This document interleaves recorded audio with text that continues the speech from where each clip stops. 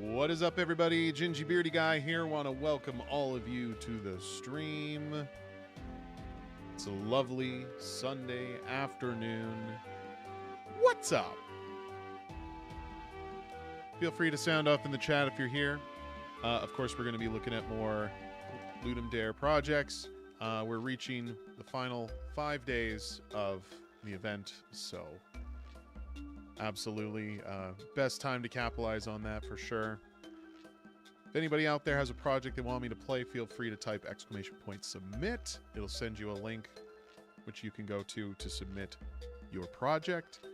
It's first come, first serve, and I only play, well, I might break this rule today, depending on how the turnout is. I got a bit of a backlog of games I couldn't get to, and some of those people haven't come back yet.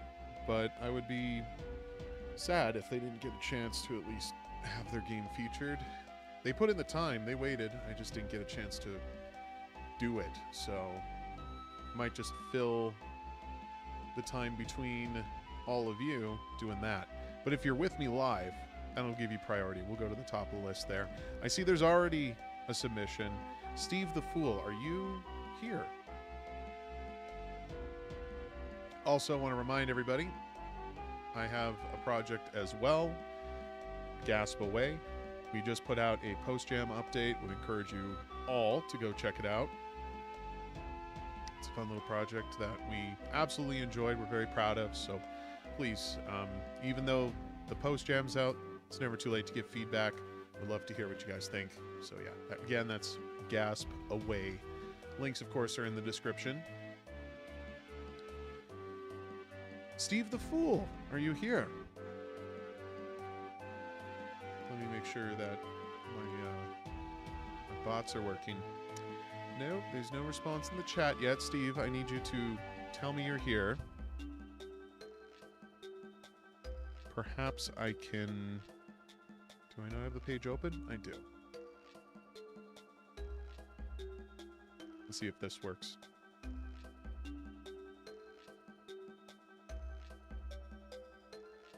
Hope you guys have had a good weekend. We had a great stream yesterday.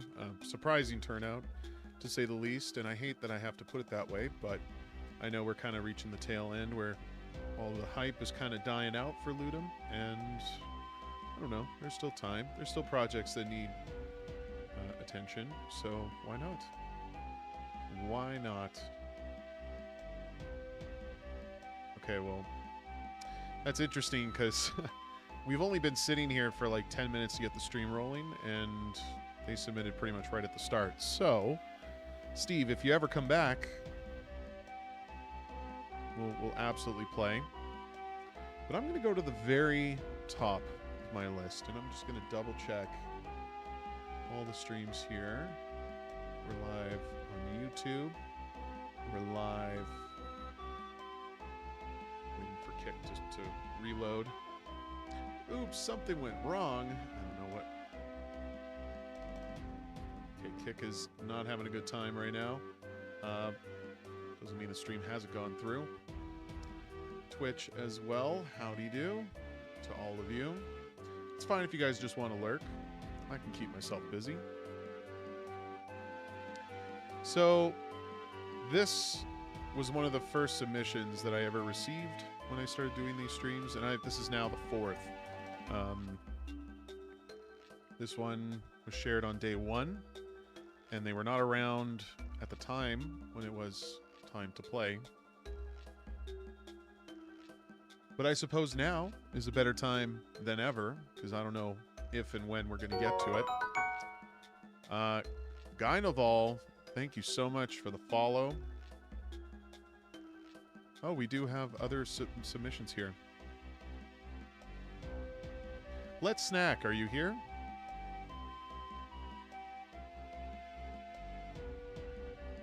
People are submitting. I need you to sound off in the chat so I know you're paying attention.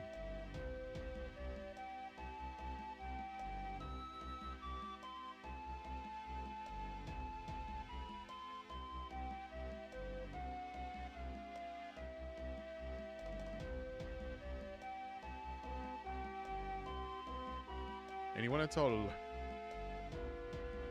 I've been listening to this track for a while. Let's change it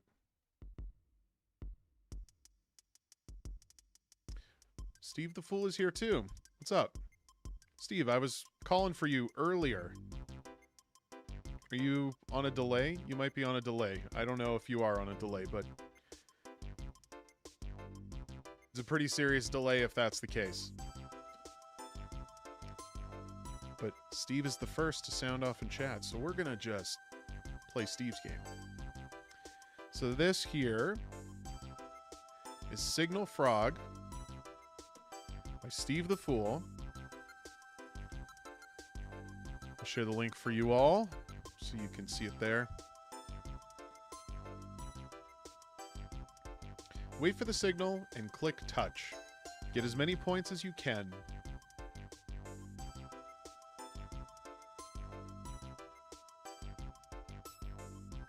Okay, there's a lot going on here. Perfect. I'm glad you're here, Steve. Glad to have you. We'll move over to your itch page. Oh, and it boots right up, hey?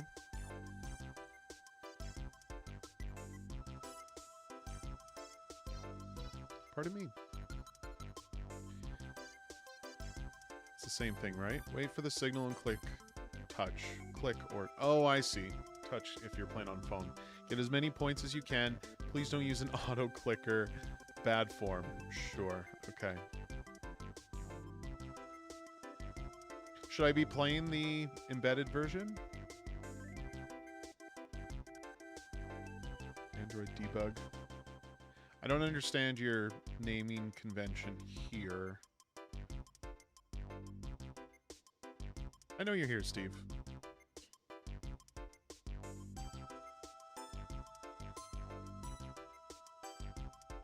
I don't... Is there music? Hold on. Super laggy. On the YouTube? The health of my YouTube stream seems perfectly fine, my friend. If you're lagging, maybe reduce the quality or refresh.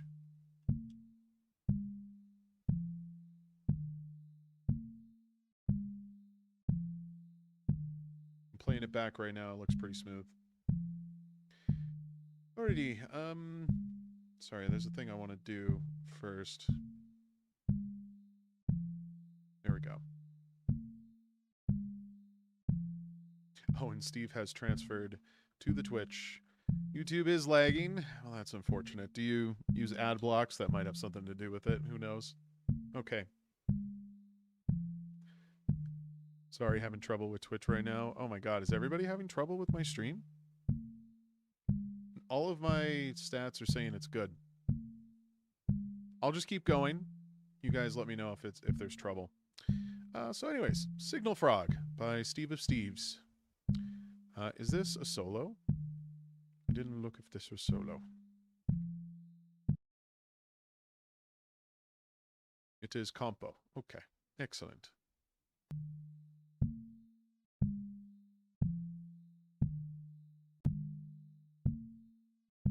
Oh my god.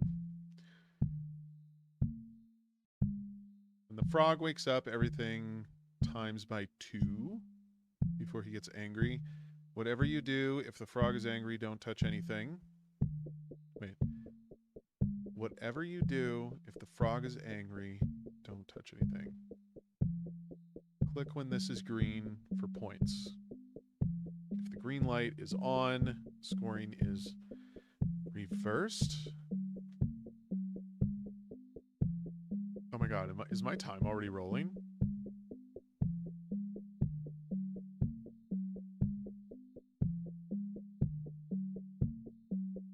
So he looks angry now. I don't click? Okay.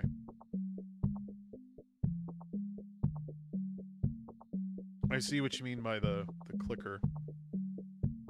Oh, I lost that? Should probably be a little more forgiving. Oh, and you said when this was on, the score is reversed. So did I.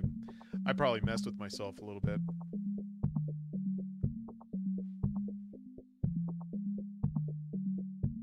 Look at me.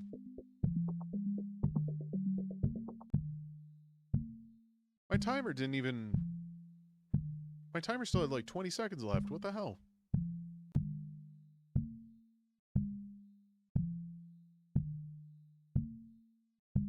Oh, the angry frog.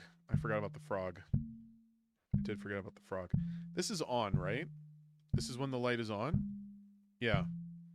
Why is that a minus? Oh, because he was angry. Okay. So what? Do I want to just wait for this to go out? I feel like I can't. Oh, do I want to be touching the red? I probably... Okay, let's try this again. It's a lot of information to follow, okay?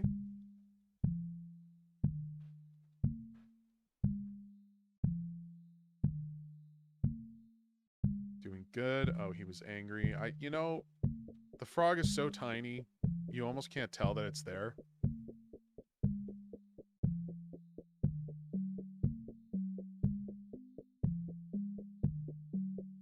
Yes, he's angry. I don't understand. Am I doing something wrong? Because I'm watching the timer and I still have time, but then it just ends.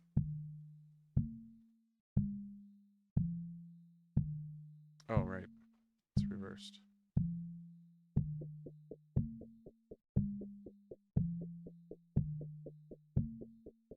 It's always the frog? Okay. What does the frog have to do with time, though?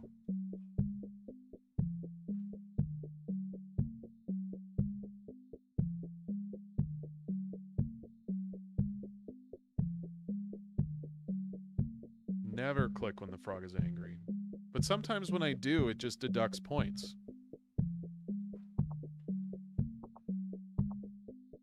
Woo! 100!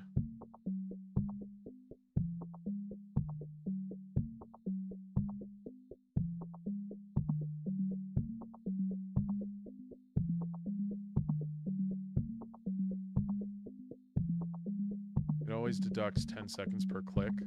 Oh. Does it... Do your hands communicate that? I guess it does. It just says minus 10 time. Okay.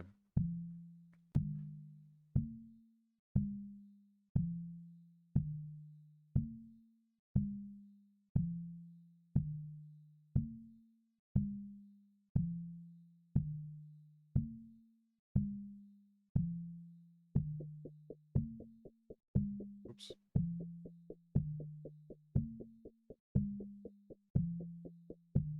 He's angry. Oh no. I think you need to give a bit of grace time, like just a brief split millisecond after the sign flips over to start deducting things, because, I don't know, it takes a moment to notice things. And I feel like the way it's set up currently is it happens as soon as the state is switched, and that doesn't communicate correctly with the signage. Because it takes a moment to animate around, and I feel like as it's animating is when it switches the state.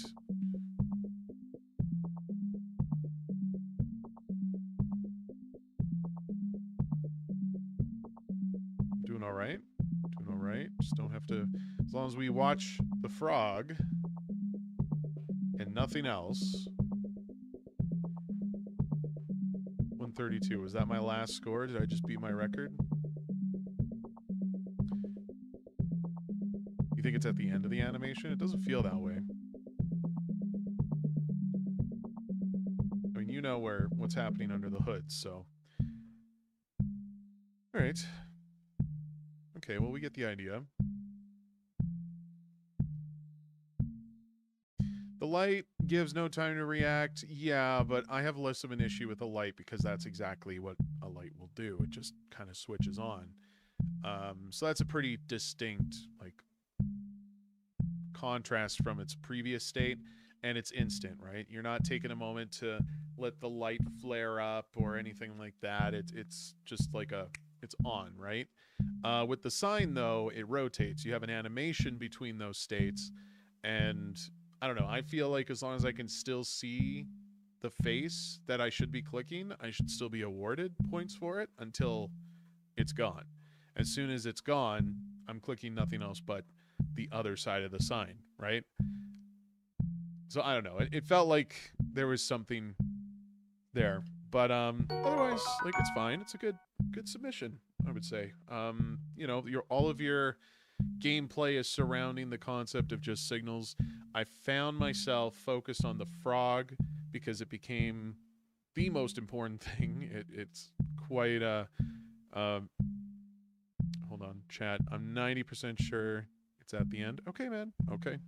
I'm just telling you how it feels for me. It doesn't matter about technicalities with this kind of stuff. It's about how the user experiences your game, and that's what I'm telling you. Is, to me, it feels like it's not.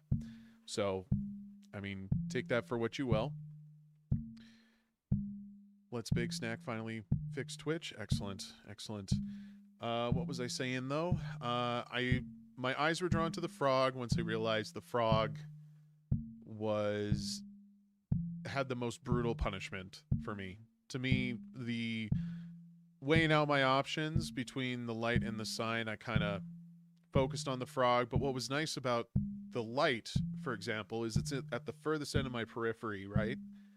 And just having it be that simple switch, like that little blinking state where it can either be on or off, was pretty easy to like read from my periphery. So that was easy to follow. And really, it was just the timing of the animation with the signage that I felt I was being penalized for at certain times. But I mean, it's kind of gradual, right? You got the light, and then you have the sign, and then you have the frog. If you think about it, I'm focused on the frog. As we expand further out past the periphery, I appreciate that the simplest form of that signal, pun intended, signal, would be the light. So, you know, all of that just structurally, I think, makes sense. Most people hated how small the light. Really? I hate how small the frog is. That, to me, is an issue. But I understand that it's a little frog. It's there, but I don't know. I think you need to add something else to draw attention to the frog instead of me having to focus on the tiny little eyes and have it appear angry. But that's just me. You know, if you wanted to take it further, I think just a little more feedback in that regard could be nice. But yeah, overall, fun little game. Good little submission. Oh, I don't have to quit. I can just press escape. Oh, you're very welcome. So that was Signal Frog. Again, I'll share the link. We have some new people coming in, so we'll get that going.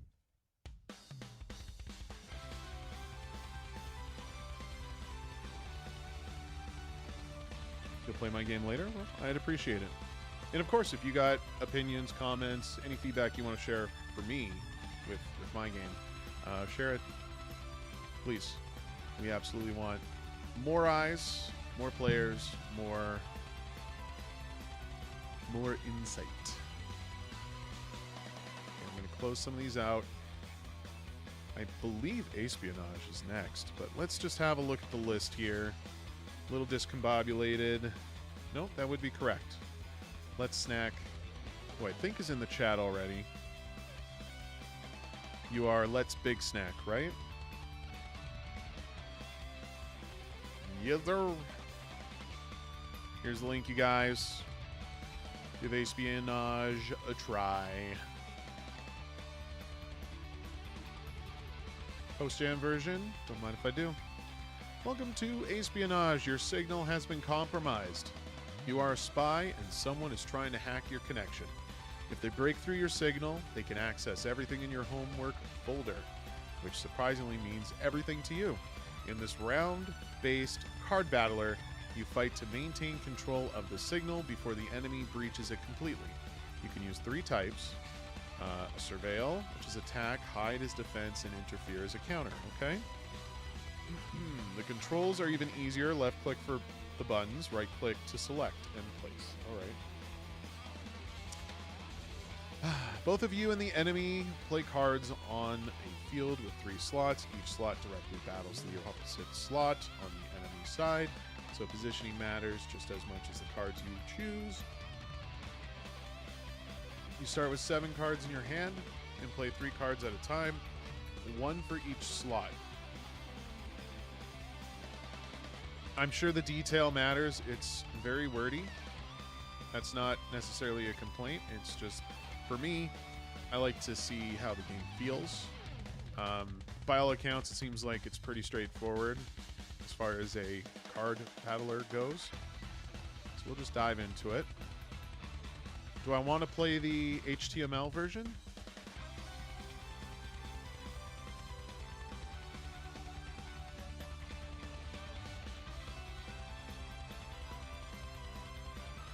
Yeah? Okay.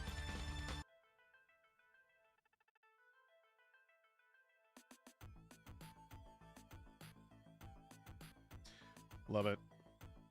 No download. Super easy.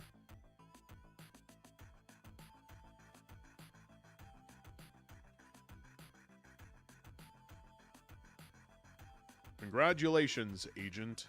Somebody is trying to hack your signal and steal your precious homework folder. Rude.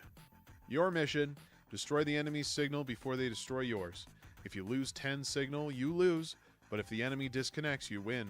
Simple, elegant, stressful. The battlefield, there are 3 slots on your side of the field and 3 slots on your enemy's side. Okay, we read that part. Your card types. Okay.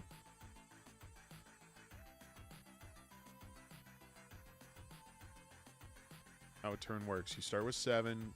You place 3. 1 into each field slot. Is it up to 3, or is it always you have to place 3?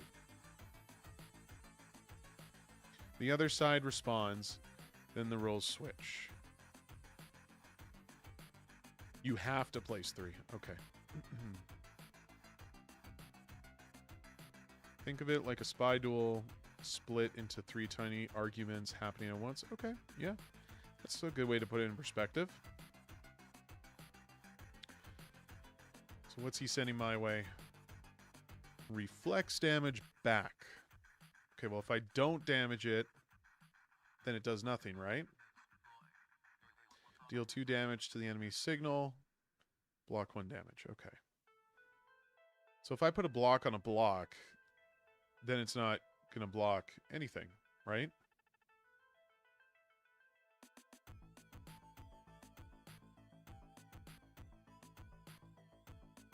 I'm a little disappointed I can't... Can I? I can't click and drag my cards? Sad.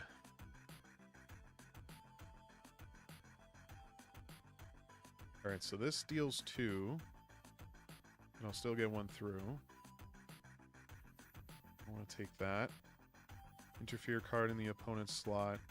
Deal 1 damage to opponent.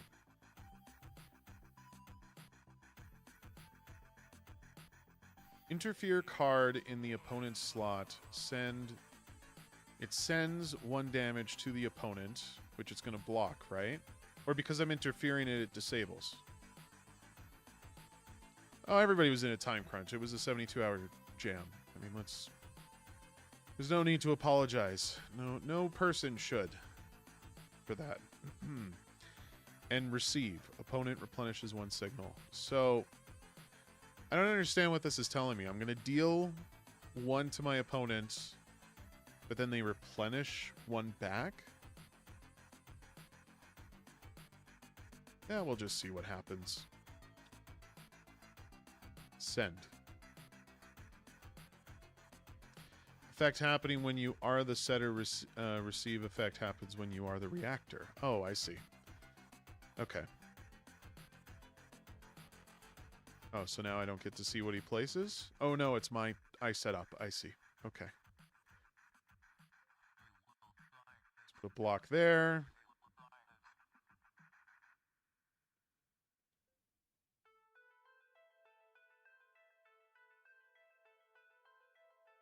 Do that.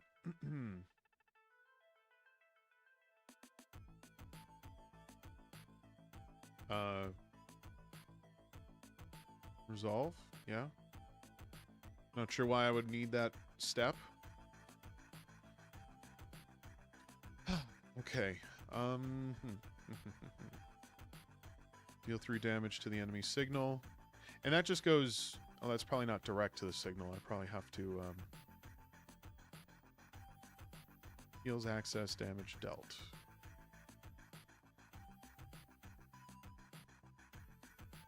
Block that over there.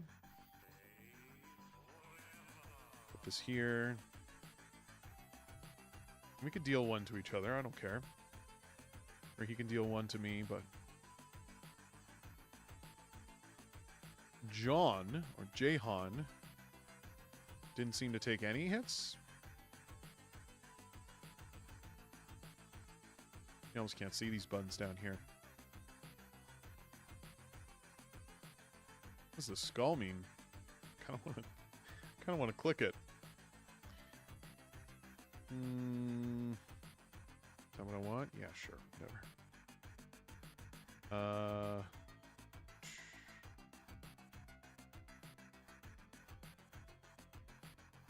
I don't know, I guess like that.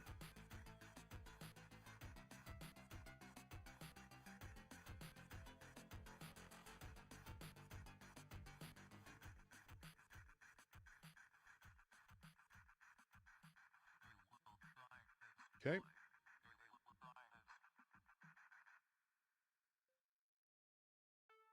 Interfere.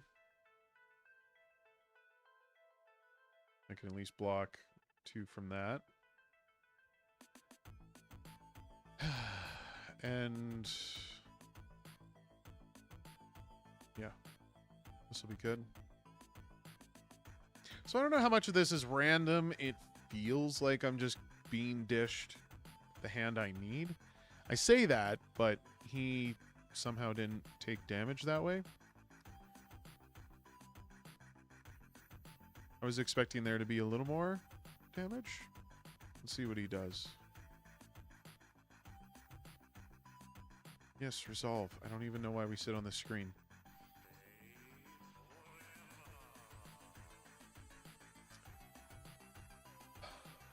Okay, well, this is closer than I thought. I might have been a little too confident. Ignores hide. Oh, I didn't even see that. What's the point of having hide if you can't use it on something like that?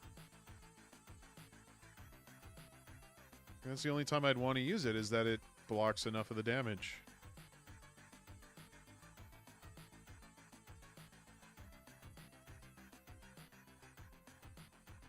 Heals remaining, hide, block.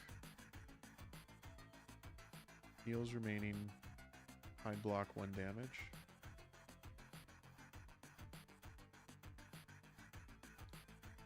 I guess here, I don't know.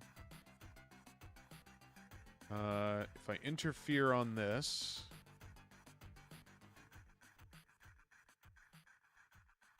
and I don't know, we do this. What happens now?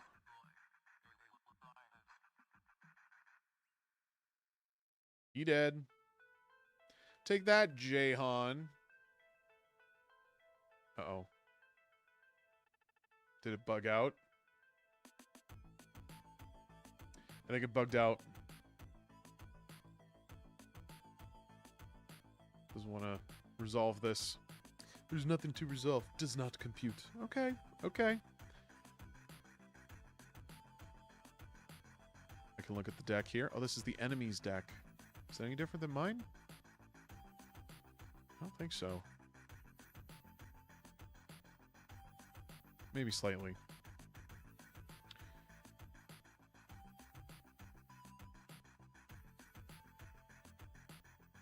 Okay, cool. Oh, I had to click out. Sorry. Just checking something. Checking. Okay, you do want feedback. So we can talk about it. Is there an end state, though? Like, I could try it again. I feel like I... What does this do? Let's see what it does. Oh, that's his graveyard. Okay. Why would the graveyard matter? Is there a way to get cards back?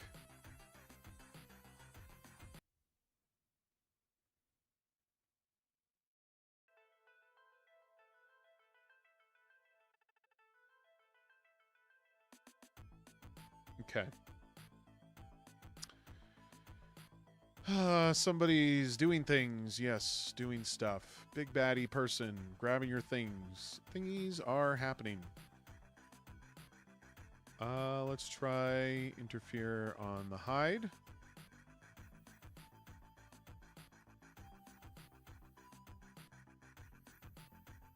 I have another interfere? No. But I do have a hide that should block this. Do that. So if I'm reading this correctly, this is going to block, but this should go through and at least one should be done. Just infinite battles. Each opponent gets random deck, random play styles, and at the end of each battle you receive cards as a reward, or you can cut cards out of your deck. Okay. Okay, well, I feel like that round was kind of quick. We'll do one more just to get a feel for it. And nothing really happened in that exchange.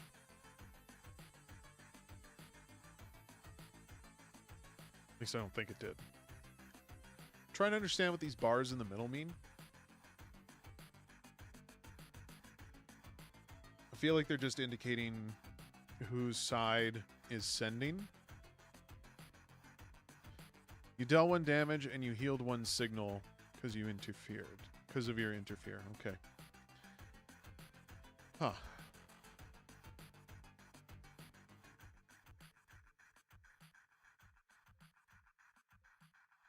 I mean, I don't know. There you go. Take it.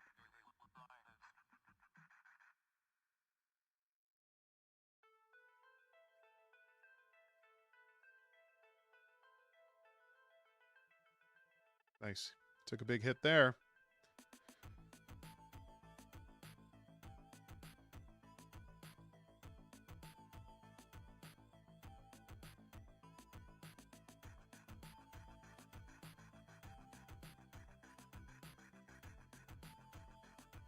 Guess we do that. And this. Go for it.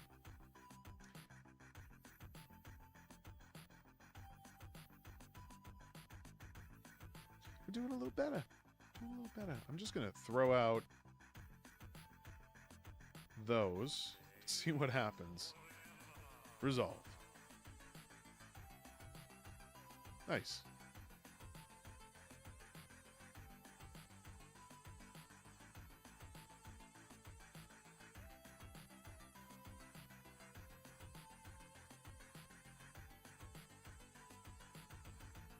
Should be able to interfere that. I guess interfere that.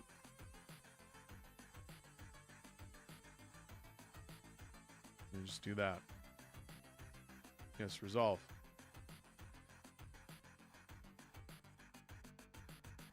Is it going to bug out again when I just obliterate this guy? Let's see. I'm just going to send it full force. Oh, that's a different picture. Okay, cool. Took care of it. Excellent. Your enemy has disconnected. Do I want to remove a card? Why would I want to remove a card? Oh. Hide. 3 hide cards. That's great. This is the first time you're offering me a free card and all 3 are hide. If that's an unfortunate roll, I think you need to do a little more to sort of prevent that. I mean, I don't know how long you expect people to actually play through something like this, but this is still onboarding. I did my first match, you're giving me my first card, and all I have is 3 of effectively the same type. 2 of them reflect, 1 of them heals. I mean, I don't know. Yeah. Let's see what else comes up. Lurkin. Dilly Todd's, everybody. Always appreciate it.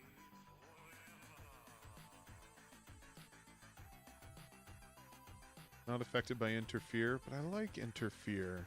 Okay, we'll do this, and I guess do that. Send it!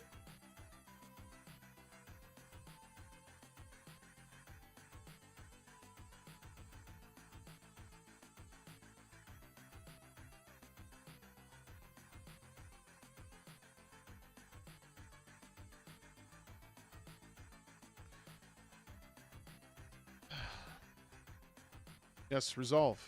I always wait for it to do the resolve itself. I don't even understand why I need to initiate it. Is there like a card that I don't even think I could play anything to mess with that step. I think that step should just happen. Let's see. Interfere in the opponent's slot. Well, you're going to interfere anyways. Put you there. And this goes here.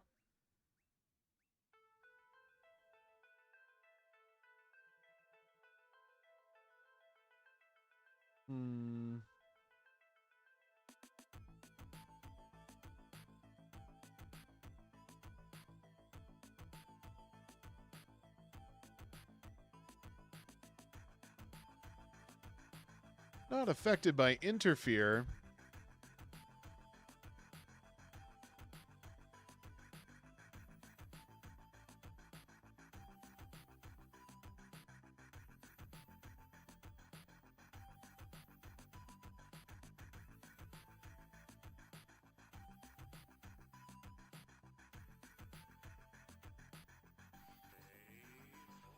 I had something that...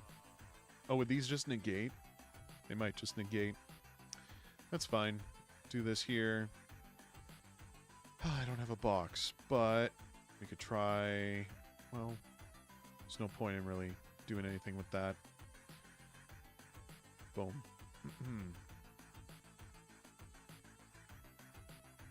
Death. Okay. Now let's add a card. Let's see what we got. I mean, I'm happy to see something other than hide.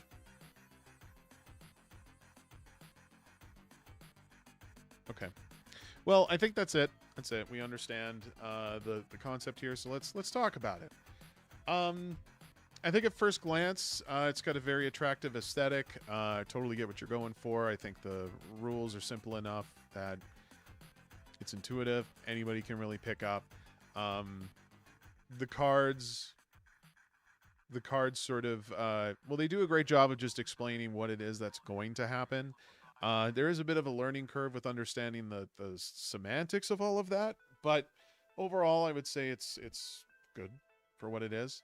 The biggest thing that stands out to me, though, is you have all of these different cards,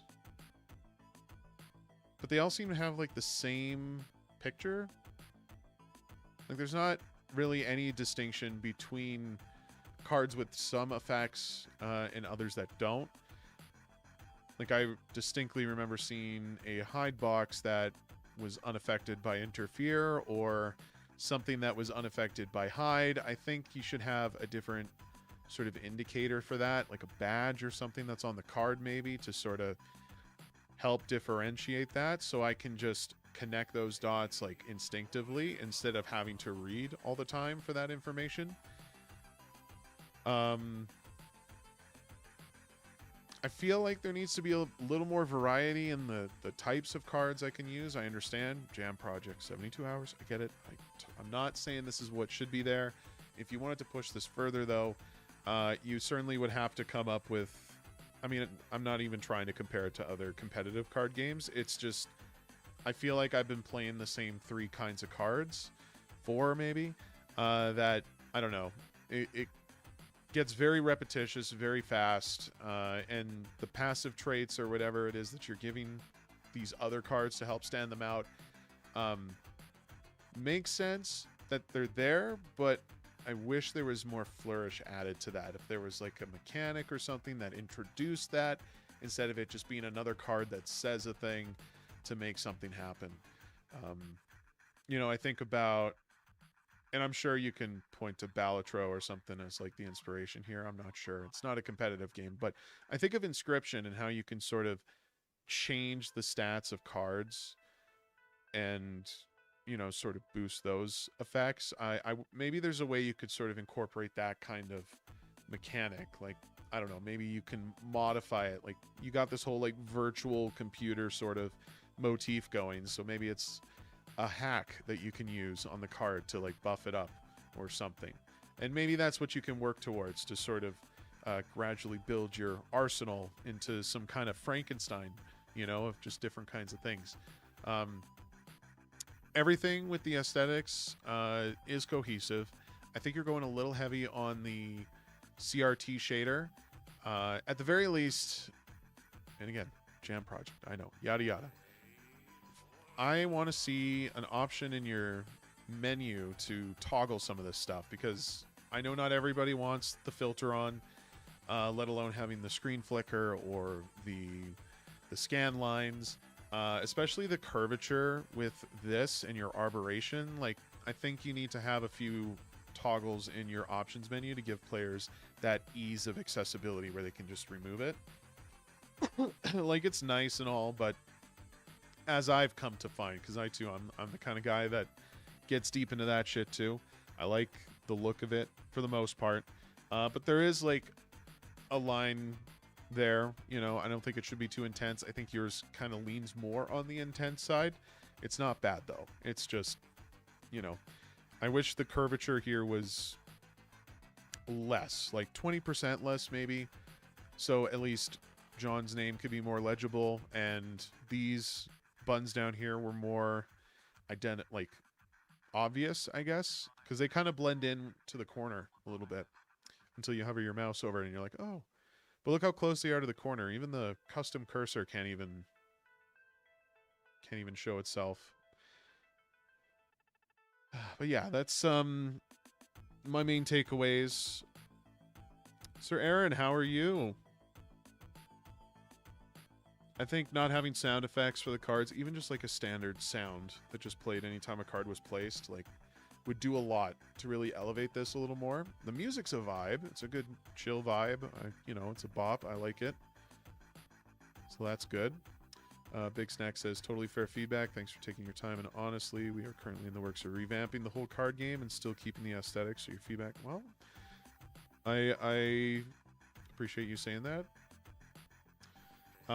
Really, those are just my biggest takeaways, is that, you know, it's fine as a jam project, but for like something that you want to take further, you definitely got to dress it up a little more, make it exciting.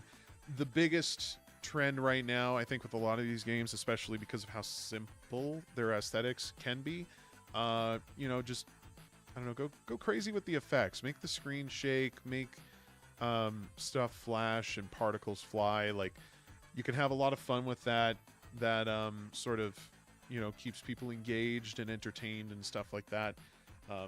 You know, even Balatro has very simple things where the cards like transform or like chips get placed on them and stuff like that. Like, that still does enough for people, right? So, you know, I would explore a lot of that and see what you can do with it.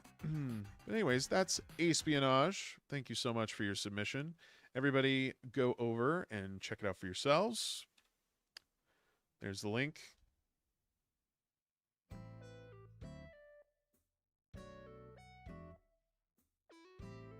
Now we move on.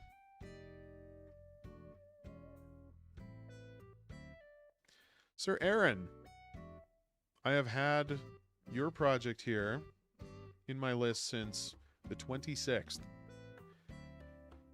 No, I never did yours. I only do it when people are around, so since you're here...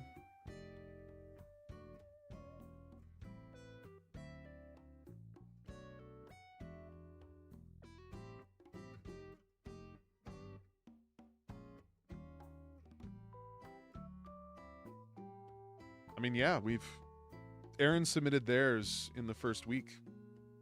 So, of course, we're going to bump you to the top. We're just going to get that pushed through. Afterwards, if no one else shows up from before, which, mind you, it's a handful. There's not too many. It will be Guy Noval next. And you guys can type !list in the chat, and that'll send you a link to the form where you can have a look and see where your position is in the list.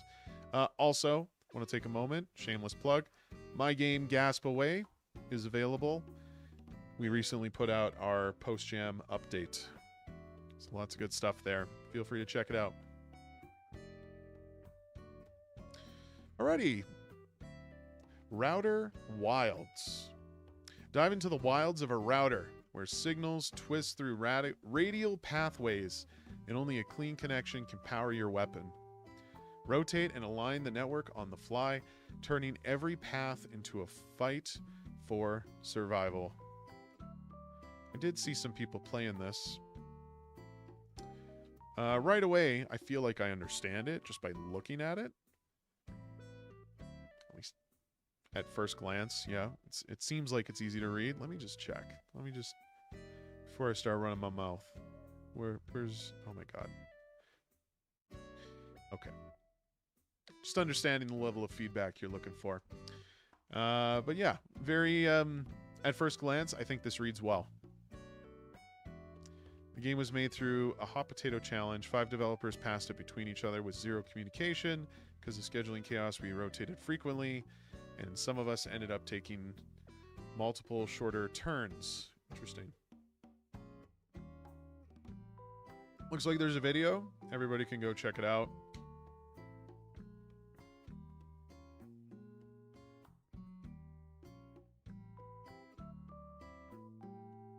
Would you prefer if I download? Is there any quirks with the HTML version? If not, I'm just gonna do that. You were the last one in the challenge, hey? So all of the polish is you, is what you're saying.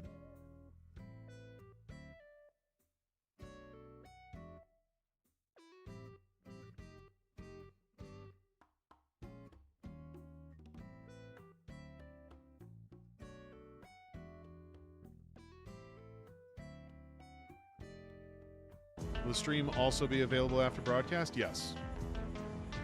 Yes, you'll have to give me a day or so to just, you know, get the time codes and stuff figured out. I like to also leave comments on all of your projects with the time codes as well, so should be up within the next day. You never know. Things happen. It'll be up before the period is finished. This music is loud.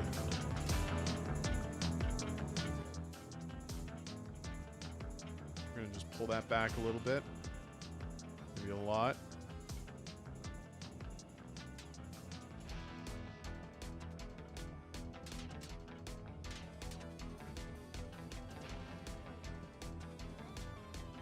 Okay, I know some of these names.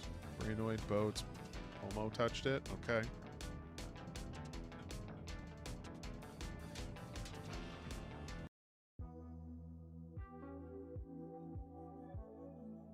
Alright, so I am this thing. And I just... Oh, yeah. Mouse wheel to rotate. That's excellent.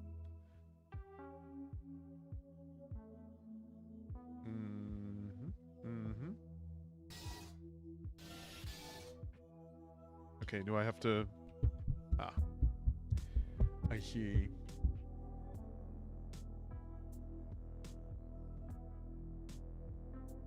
When you'll get to it, you'll say, yeah, Pomo did this. Okay. Oh, shit. Is that thing gonna hurt me? Can I kill it?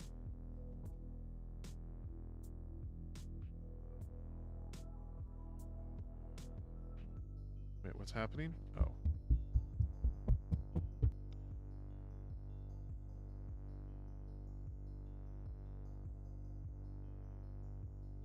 So I'm like, there maybe? Can't get through. Okay, well, let's move now.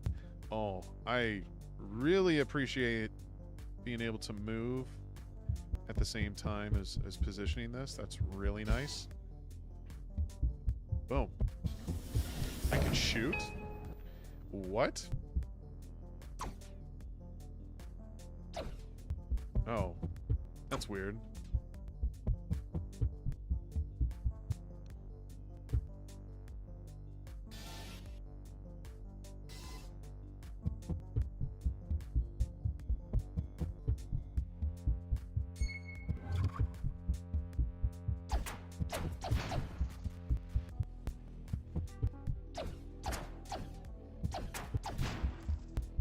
Come on, you rascals. Oh, I got it. Is it going? It's going.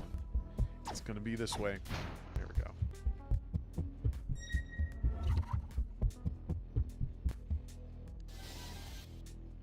Oh, okay.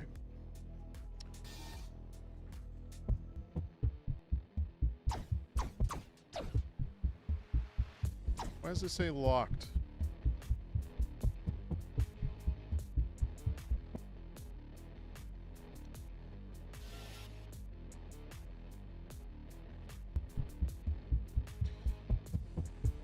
This rotation is irritating. Yeah, I get it. Door comes out. We don't want that, right? We want to probably shoot the beam through here.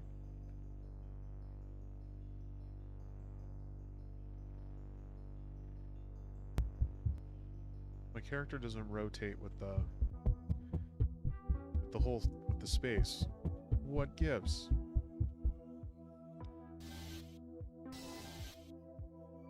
So maybe something like that. And maybe...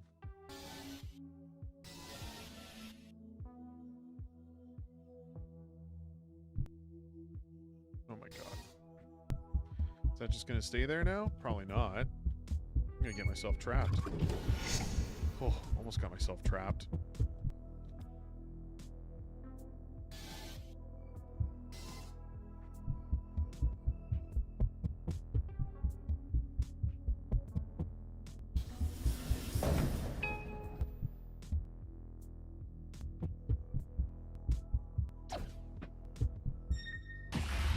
Oh, one-hit kills on those things? Really?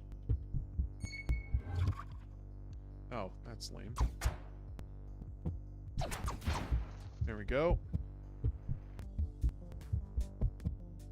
Oh, that was close. It has a really impressive level of polish, yeah. You can thank Aaron for that.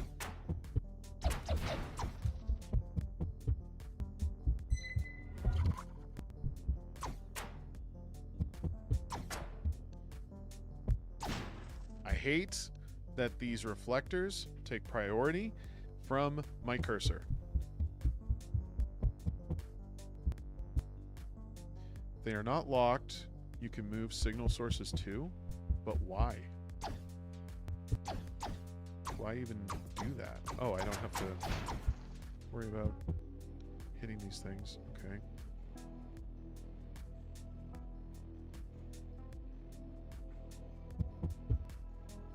Oh, so that thing just stops now?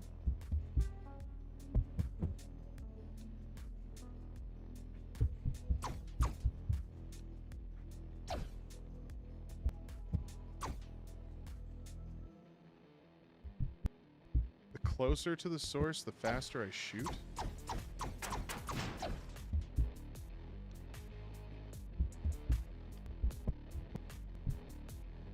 Oh, I didn't have to shine it on that thing. I have to shine it over here. Okay, we got that.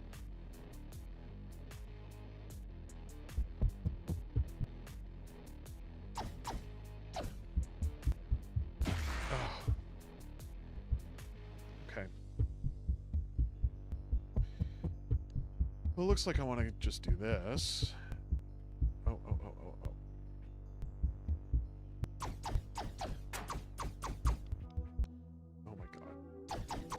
Really? Irritation.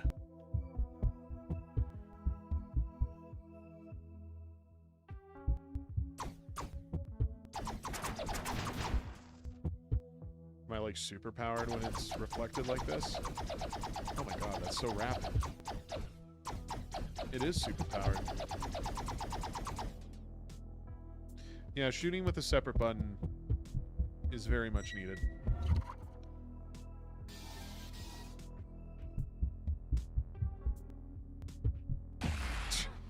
I know I should be bringing that with me. I know. Oh, fuck off. Okay. Let's put this here. Really? Really?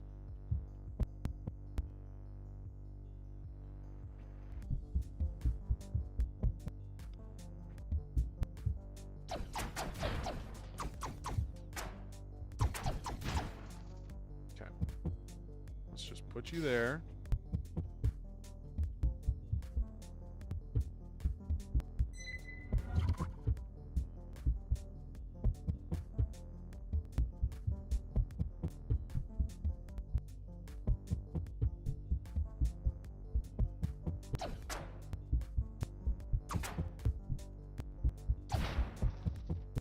Whew. Close. But I'm just fine. Everything's just fine. Till that happens, don't touch me. Alright, we're still good. That thing is like stuck. It doesn't even realize it's dying.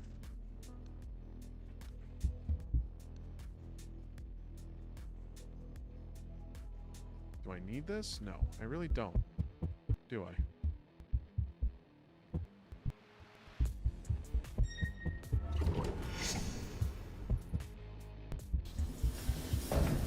So how many levels do you guys have?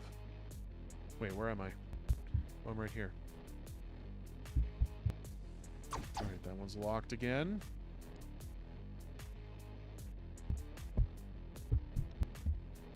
Oh, come on.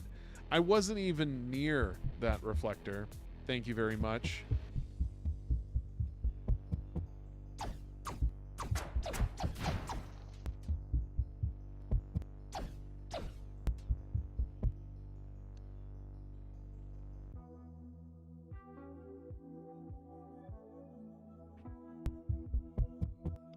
Bring this over here.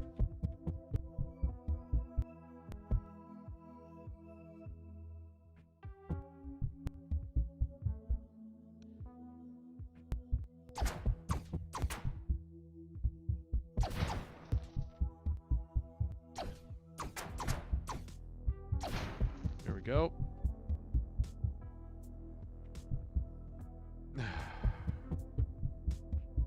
All right, we're going to use this guy. Stay.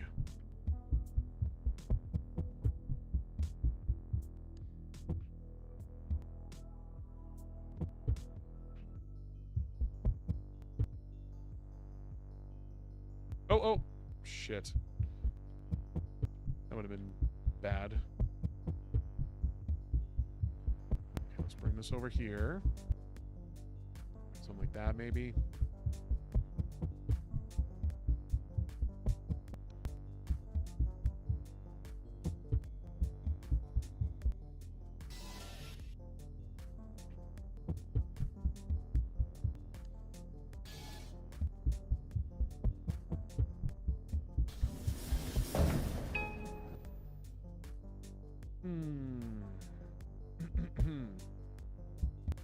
Not having me move with everything is weird.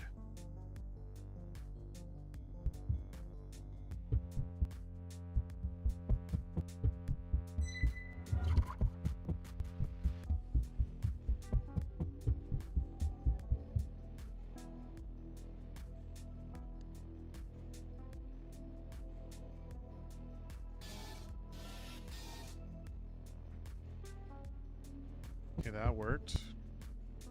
But I need that. I need that, right?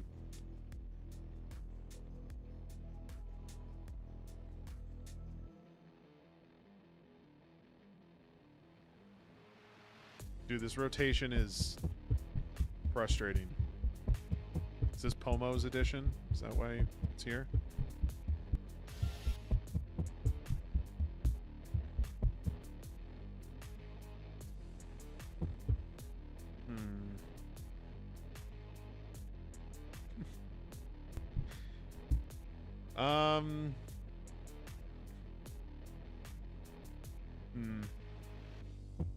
What am I missing? I need the third thing. Wait. This is going to open that.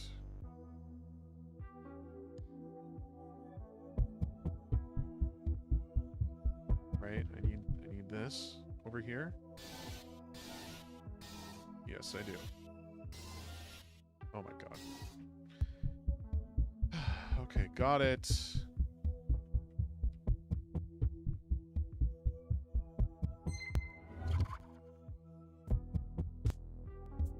The rotation is disorienting.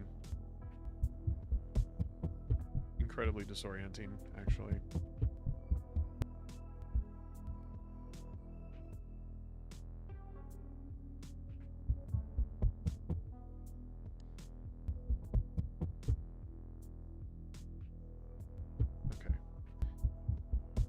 the other one. So let's just bring this through.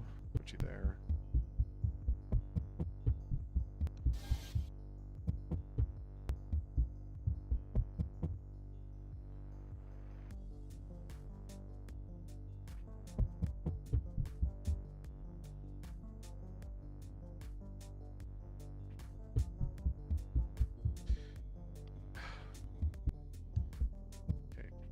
Something like that, maybe.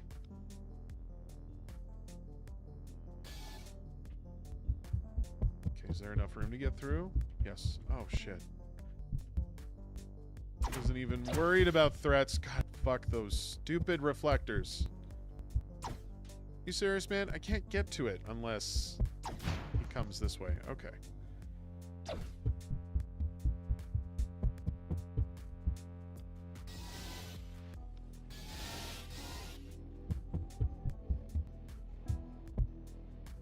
So many of these fucking, what are they, dogs? Oh, that was close.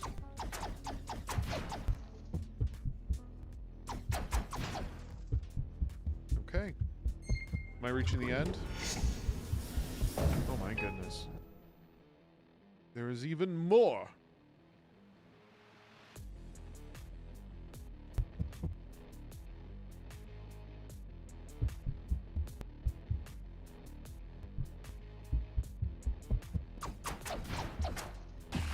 Oops.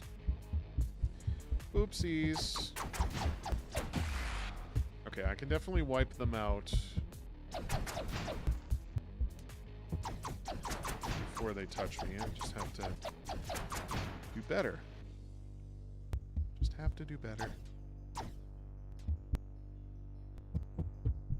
Was this seriously a jam game? Yeah, why not?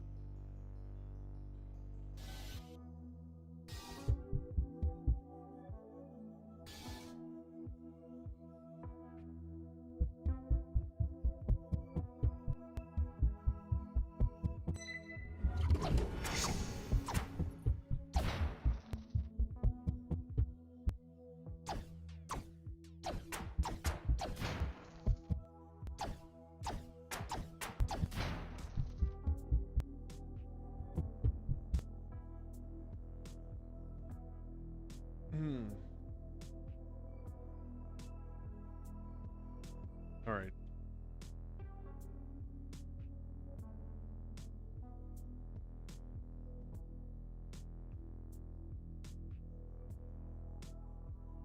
So is this the Pomo level? I feel like anytime it's trying to be unfair, it's a Pomo thing. Next one. Oh, the build-up. So intense. Can I just walk through here? Oh, I can. It's not exactly what reads to me. I see there's a screen on it or something. It looks like it's a blocker, like...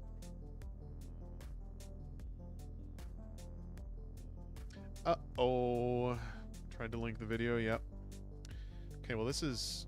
Do these slow down from raise? Can I use it? Oh, interesting. Okay. I don't understand why they are deterred by the light, but that's helpful. Oh my god. This is intense. What? I didn't even have a chance to see myself. Wait, why are they going through walls? What the fuck? Okay, well... I see Pomo didn't even try. Okay. This is just obnoxious.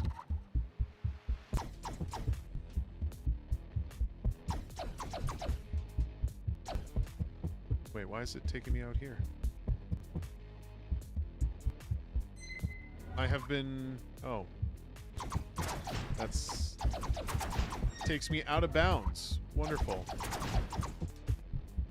Oh, come on, dude.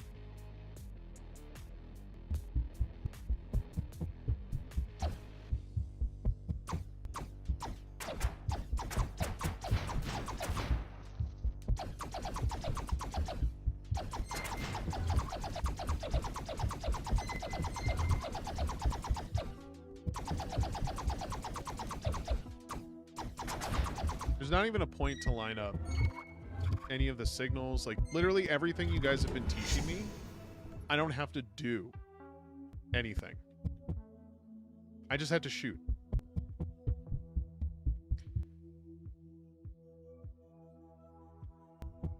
Come back here.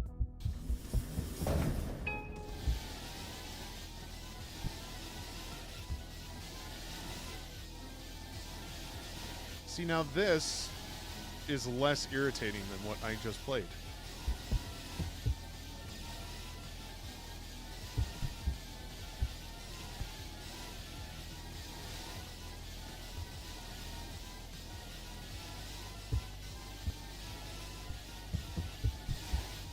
Wait, can I not just walk through here? Okay, so why could I walk through this stuff before, but now I can't?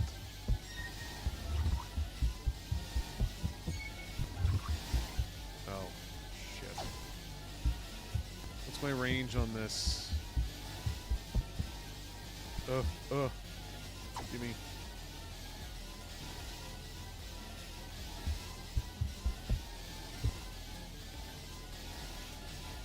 There is a lot going on. It's a little overstimulating.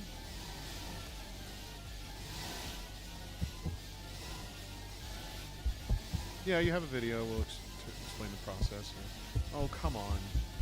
I had it. Here we go.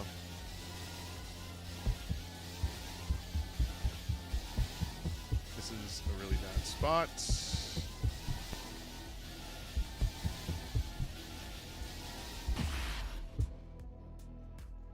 Is this like the final one? Yeah, it's not even like brain melting, it's just deafening. The sound of the doors constantly opening, it just pierces your skull.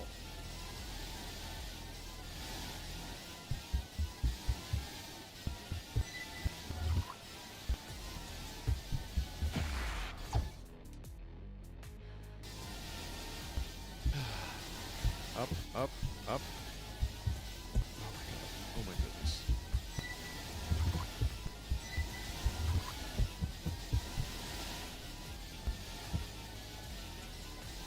And it's rotating me.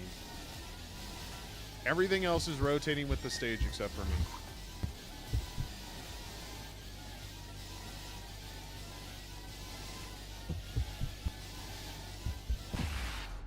Fuck off. You don't need to finish this, we know. Oh, but I'm gonna try, at least.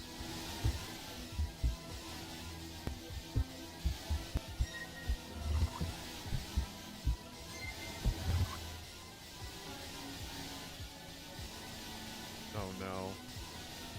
Wait, what? I can just pull it through here? What?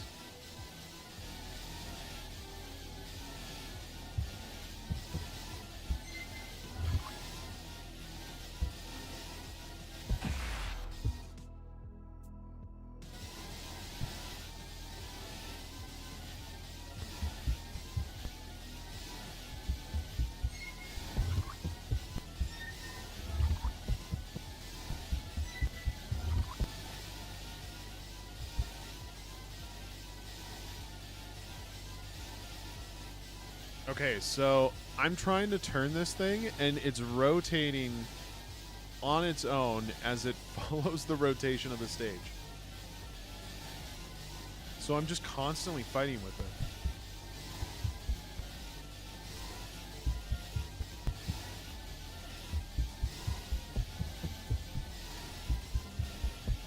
Go, go.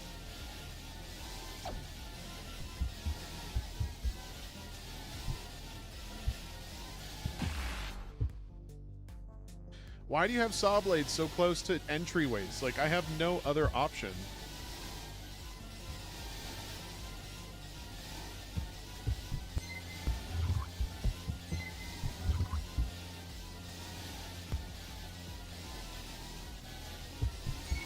Oh my god, dude.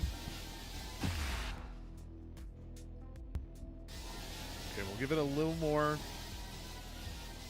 I've done about 22 minutes already. That has been a fair amount, actually.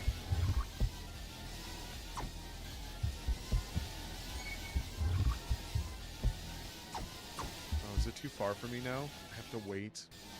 I actually have to wait for it to rotate back. Come on. There we go.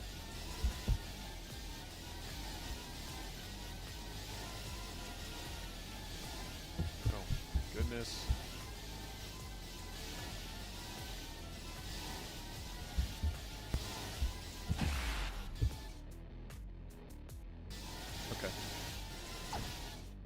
Okay, I get it. I get it.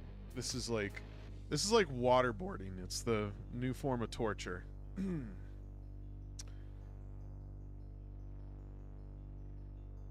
Yeah. Okay.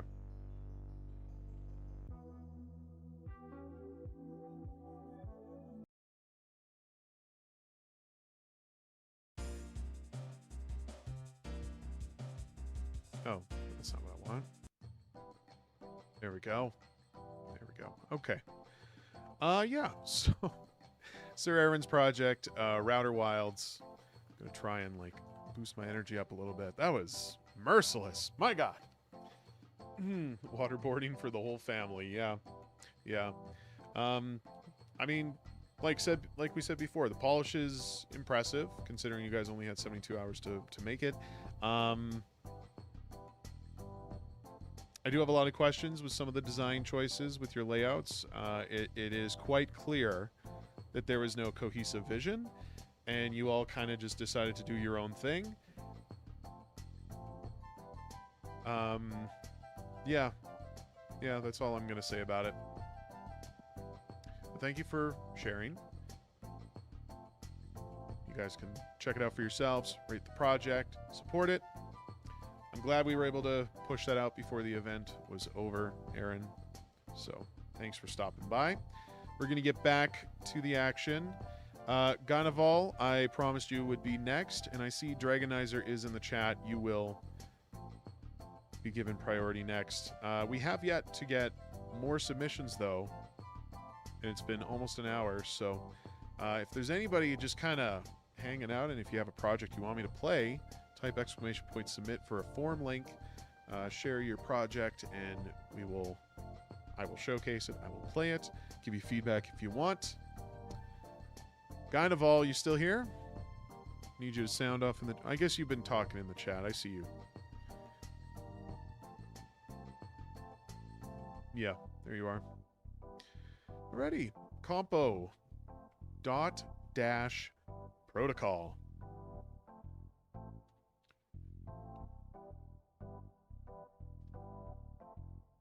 Greetings, Commander. You are our newest entrant in the .dash protocol unit. We use highly advanced long-distance communication with our droids to explore remote planets and alien space station. From our last mission, some of our remote droids have not teleported back to us. We need you to manually steer them towards the green teleporter pads and avoid any hazards. Alright, so we control our movement by pressing the signal key. Space is our default. So it's one button input. Excellent. I love that. Remember to keep an eye on the on-screen translation.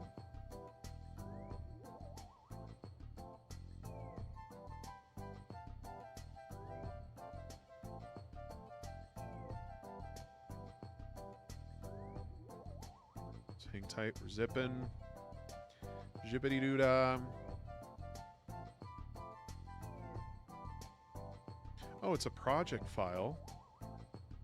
Oh, I want to play it in browser, right? Yeah.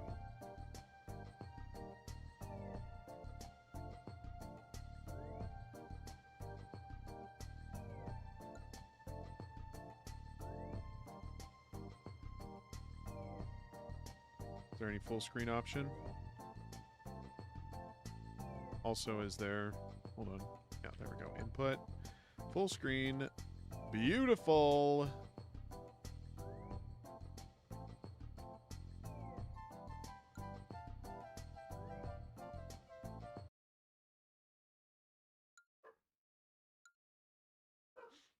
Alrighty. .dash protocol. Oh my goodness. So this is Morse code. I should know a thing about Morse code. Right? This is Morse code. Use your signal button to send dots and dashes to your robotic companion. You can press escape to pause and change settings such as audio and what button creates the signal. Your robot can handle collisions but not spikes, so don't get caught in any. Your robot stops moving whenever you're transmitting commands to it, so don't worry too much about crashing into things. Keep a lookout for any sudden changes. We've noticed weird interference, pardon me, in this sector. Over and out. Well, okay then. So am I following this here?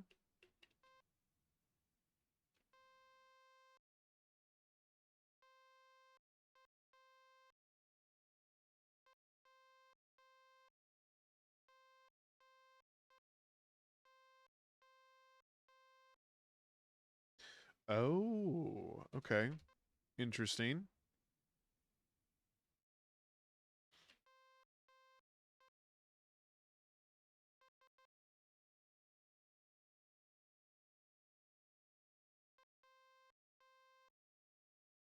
So I actually did a project. Oh, shit. This doesn't... Oh, my God. I didn't expect it to just stop. I thought it would just go. So I actually did a project for with Morse code as well.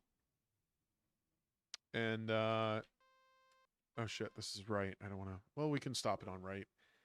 I know that these aren't the correct inputs for, like, the actual word that's being displayed. That's not what we're doing here. We're just giving a command to direct the robot. So what made you choose these particular patterns? Incoming data. The fact I can't just keep tapping the spacebar to go through this stuff, I think is a little silly. You almost don't need me to use the mouse, or I would rather be able to... Can I change my input to mouse? I would really, really like to have my mouse button as my input. Careful, we've received signal interference whenever our scouts have been near the weird glowing orbs. It seems to change the meaning of our signals. Be wary of the changes. They should update on your HUD. Okay, we just finished that level, but I kind of want to see if there's a way to change my input. Controls. No, you can't. No. I want to use my mouse button. Can I use my middle? No. Can I use this button? Okay. Fine. Well, so much for that.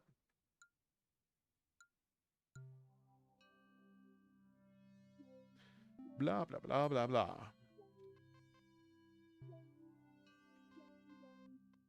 No.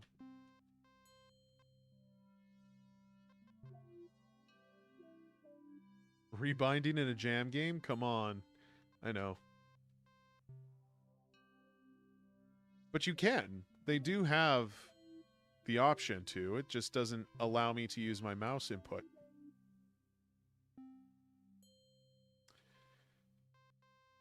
Oh, no. Stop. Okay, good. I did that right.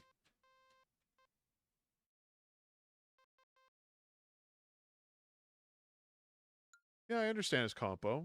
Nobody's hating on you for it being compo. We understand the quality we're going for here. I wanted the signals to be mirrored, i.e. left is the opposite of the right signal and up is the opposite of down. Yeah. It's not really sinking in that way. At least I'm not reading the pattern in my head. I've been working with Morse code. So the pattern to me is not like, oh, I did dot dash dash, so now I need to do dash dash dot. That's not connecting in my head, and I think it's because of the application of it. I mean, it could be different for other people. But because, I mean, it's Morse code. It's not like I'm versed in it. I don't think a lot of your users are going to be versed in it. Oh, now it's changed. Why did it change? That's just... okay. I don't know if you need to be changing it on me now. How do I go down? Oh, shit. The down input makes sense to me. Shit. I want to go left. The down input before made sense because I could just do ... and I would know that it goes down, and then the ... for the up made sense, but now you're flipping it on me, which is just requiring me to do more reading. Okay. Got through it. So are we back to the way it was? No. Those inputs are just... no, actually, I think it is the way it used to be. Oh no, now it just switched. Is that just the way it is now? We're going to go right, ... dot. Down, down, down. ... dot.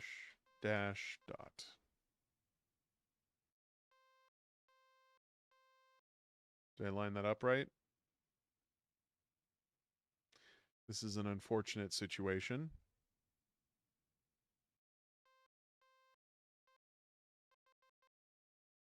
Oh. Whoops.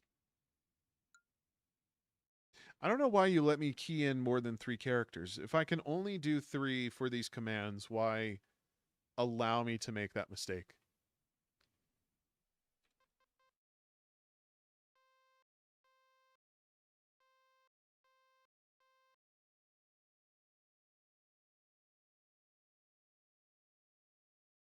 Up.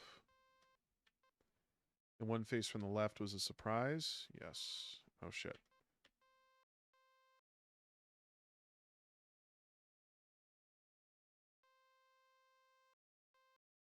Oh, God damn it. Down. Down, please. Switching the... oh, is this right? Yeah, this is right. There's almost no time to check what has changed before it's too late.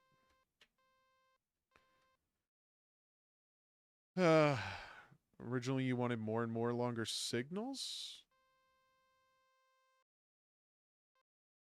I'm just trying to understand, like... because the signals you're talking about are the codes I'm putting in with Morse, right? Down, down, down. And it's going to switch on me again, right? Oh, no.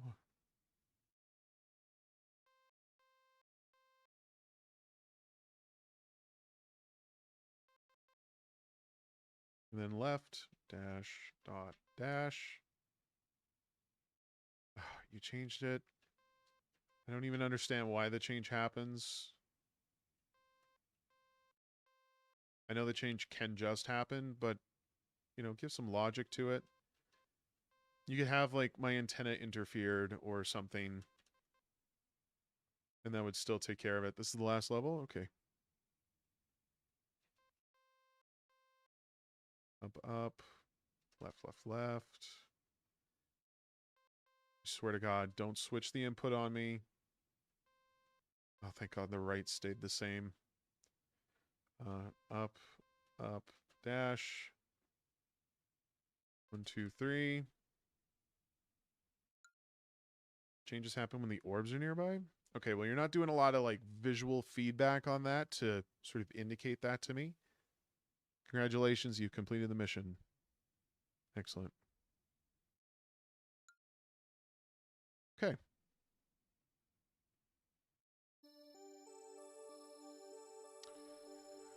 So let's talk about it. But before I run my mouth, yeah, don't hold back. Okay. So it's compo. One person made this, and compo is less than 72 hours, right? I'm pretty sure it's a 48-hour run.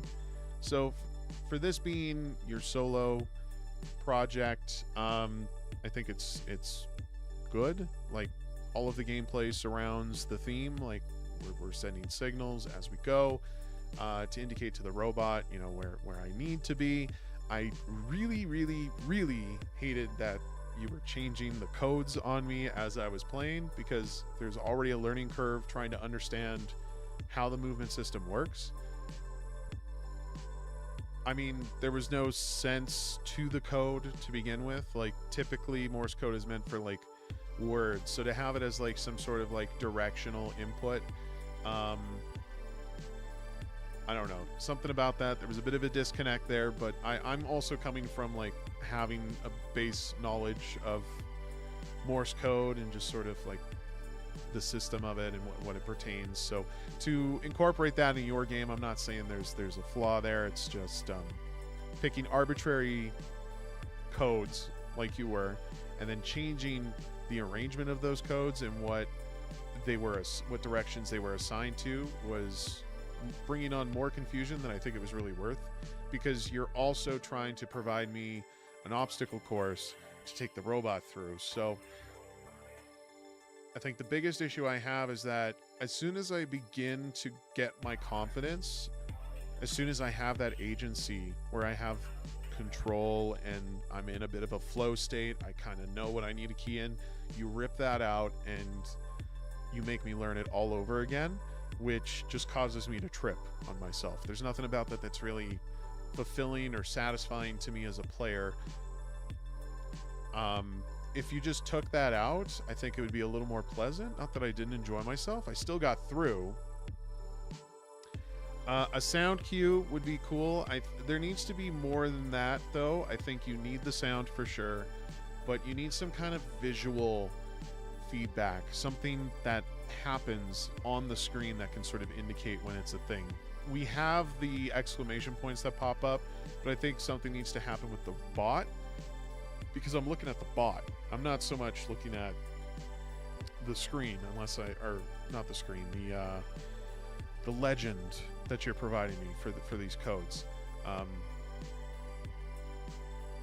Yeah, I mean, you do have the exclamation points up there, so it's not like you don't have anything up there. In fact, until I started to really talk about it and go down this discussion, I kind of forgot that was there. But I don't think it's doing enough. I think showing that there's something happening to the robot can really help sort of provide more logic to what is actually happening. And I mean, yeah, it doesn't have to be anything too crazy. We just need to see like we need something explicit, something that actually changes it up, just to keep it thematic and all that kind of stuff. I'd appreciate a sound clue when commands change. Yeah, I found a way to pause by spamming inputs while trying to read the updated list. Okay. Or by holding. Yeah, holding did something. And I hate that I had to do that to be able to navigate this thing. I don't think that's necessarily a problem, but I would really appreciate a pause function. So I mean, there is a stop input, I guess you can give the robot, but I kind of want a pause function so I can just freeze the screen and I don't have to think about it. I can just look at the layout, understand a little more my path and where I need to take it, so I at least have a chance to strategize and pre-plan. There were supposed to be sounds. I think it depends on the browser, but yeah, definitely more feedback. I think it could be your sound mix then. Like if the sound isn't being heard, that could be on the user, but if it's for important information like that, I think you need to make sure that it's obvious. And that also doesn't mean to make it obscenely loud. I didn't even adjust your volume control. I'm pretty sure we just kept it to what your standard was. So, okay, for this, you got the music at 50%, the sound at 50%, but the master's also at 50. So you're actually cutting this 50 by another 50. You should just, by default, have these up and then have the master just be less, you know? So that could have been the issue. No fault on that. I'm not sitting here with a checklist like, oh, it doesn't have the audio and it doesn't have the feedback. Like, I understand what it takes to put this stuff out there. Nobody's saying that it needed to be perfect.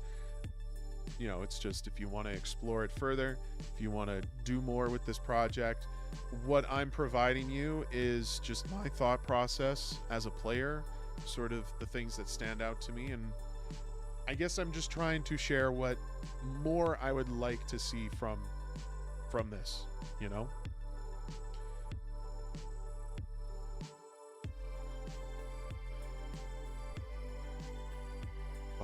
Anyways, I don't know what else to really add to that. I think the fact that you did this all on your own is pretty dang impressive. It's cohesive throughout. You get a start and a finish. You even had time to throw in some kind of narrative, which is more than what I do with any of my games. So, also the fact not only input is list, but the order of commands change. Yeah, that really threw me off too. Like, there needs to be a structure to what you're doing. If the information is changing, you need to help me connect the dots in some way. So if you're changing the arrangement on the list, where I don't even see, you know, the down command at the bottom like it typically is, you're already causing me to do more effort, which like the way I break it down, it makes it sound like I'm a little slow. No, what I'm saying is you don't need to players, you shouldn't have to require that from players. There's very simple ways that you can incorporate this stuff without making it complicated.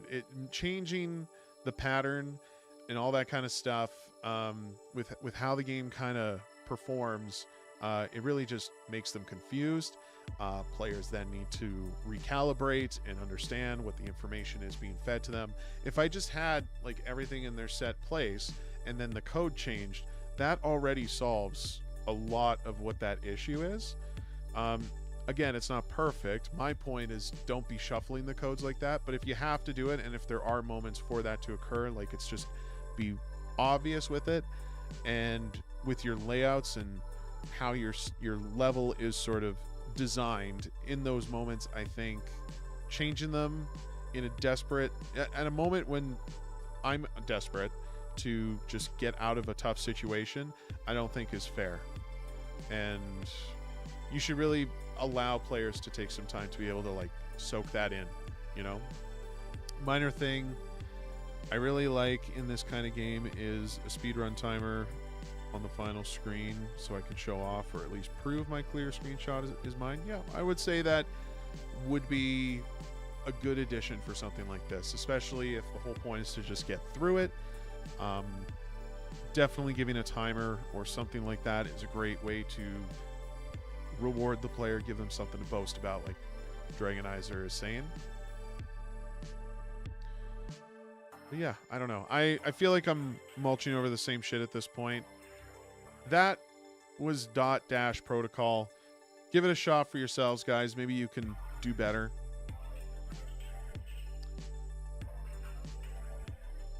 How are you doing with ratings?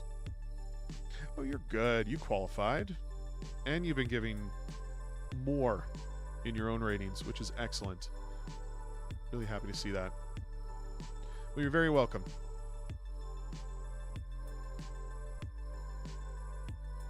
Close some of these out.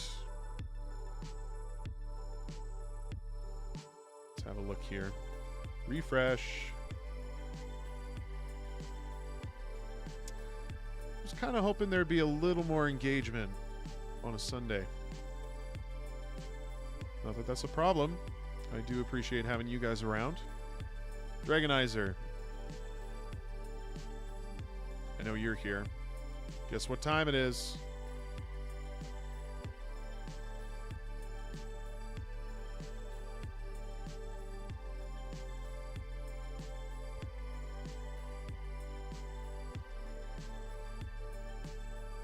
So this is Distant Assistant. After receiving a distant SOS signal, a promising space engineer with block moving specialization are sent to remote solar system to find out all of its color missing. You'll have to repair the radio structures on every planet, solving a variety of other problems as well. So we're restoring color to the system and to figure out who sent the SOS. Okay. Click to move. Click on flags to start levels. We need to be touching it to actually start. Okay.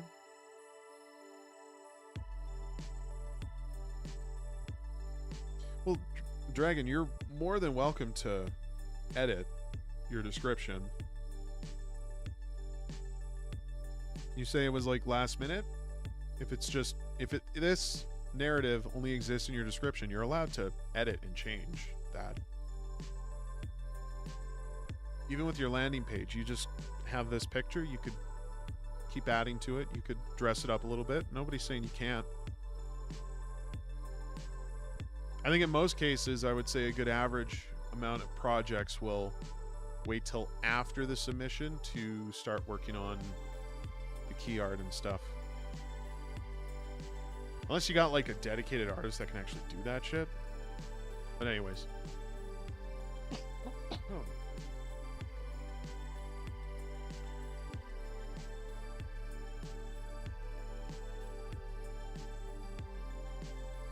Mouse for everything. I love it.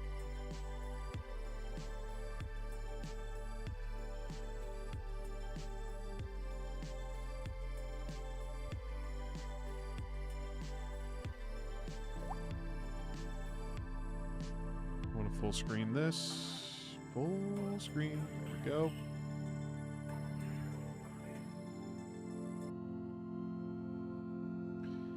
Hex to start says, yeah, exactly. Game page is after the jam thing. And it's constant too. Like you can just keep adding to it, building it out.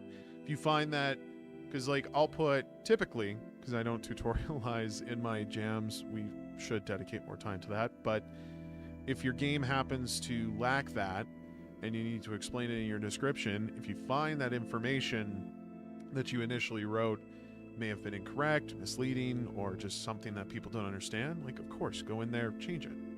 Change it. It's ever evolving. I don't think anybody knows exactly how you need to pitch this stuff, because it can be so dynamic, you know? All right, distant assistant. For a moment, I wasn't sure what this was. I feel like this is an astronaut, space guy thing holding a wrench. But what's behind it? Is that my ship? Is that my ship? Your music stopped. I guess it's not set to loop.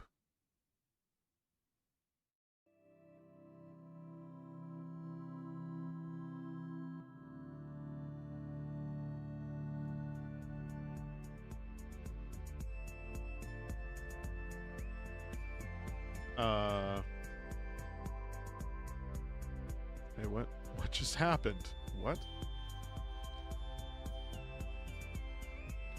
Game page, description, and all that is so annoying to do. It is, but it's a very necessary thing to do. It's the only way that, it's the first impression that people have when they see your game. You need it to draw attention, and that's tricky. You know, there's a reason that marketing is a discipline in and of itself. So what am I trying to do? Am I trying to get an arrangement of bricks like this?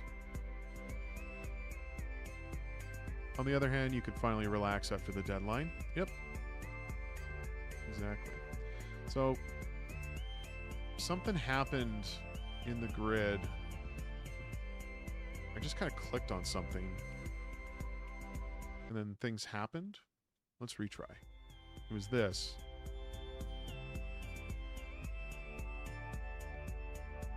Can I move these? Oh. Well.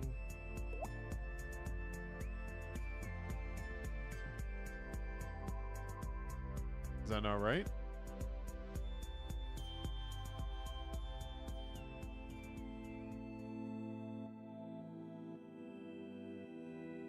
I don't know if I completed that. But this one's pulsing. These are not bricks? They look like bricks. What do you mean they're not bricks?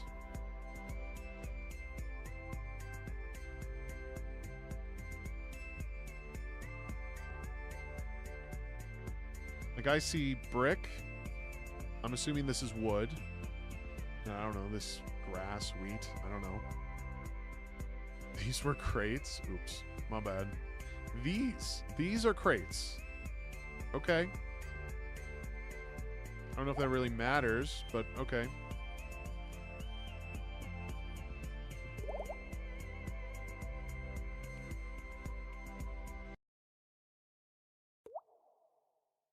Oh my god, dude. I just want to get it up there.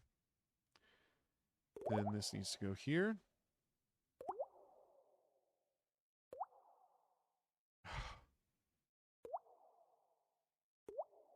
Put that down. It's going to complete.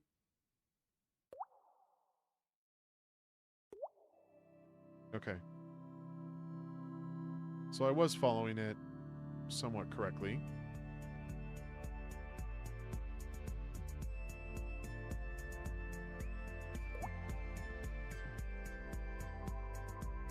Bro, so much happens.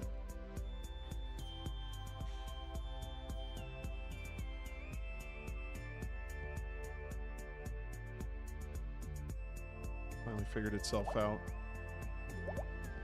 Oh, now I'm getting the green, which we didn't have before.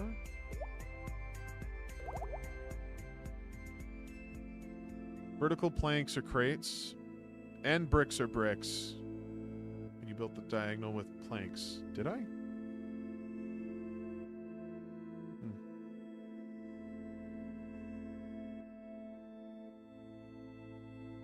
Is that the only one? Is there more over here? Oh, I can fly out. What's over here? Oh, hello.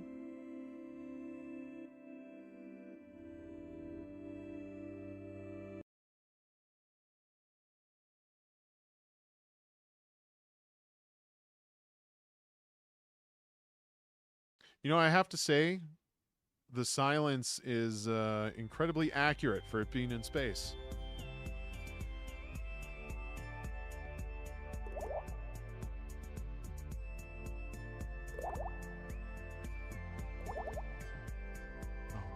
Dude.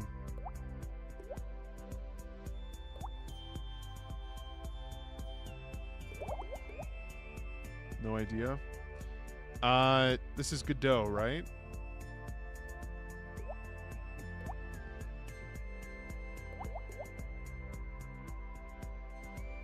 Yeah. From my experience with any audio track that you import, you have to set it to a loop state in the import settings.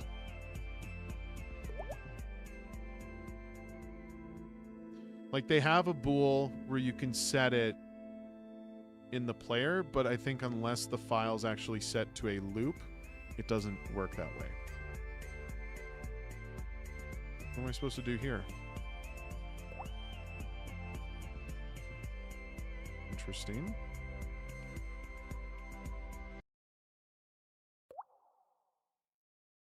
I feel like I want this here.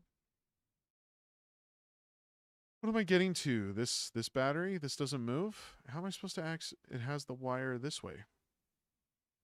There's a re-import button at the very bottom on the screen. Yeah, you would have to, yeah, you set the state and then you re-import it. And then voila, it's done. So presumably, I can just do something like this, maybe? Oh, that just worked. Batteries don't rotate due to a bug.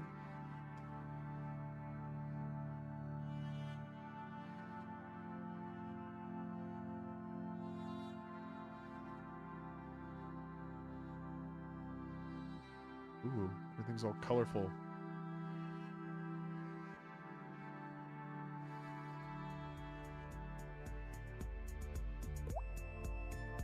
Wait, what happened? Why does it do that?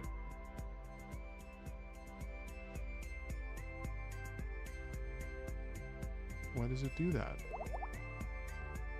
These can go everywhere.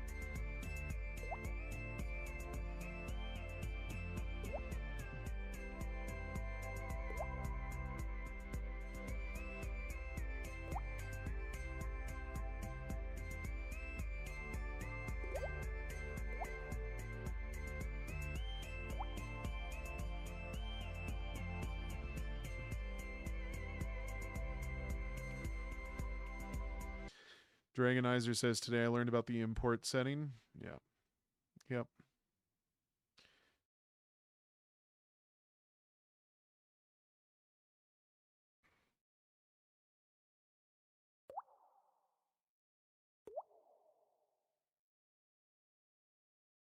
I don't... Okay, so do I just not move this? Do I have to move things under? But then that just ends it. I can move them side to side, though. Oh, it's only red when it touches this thing?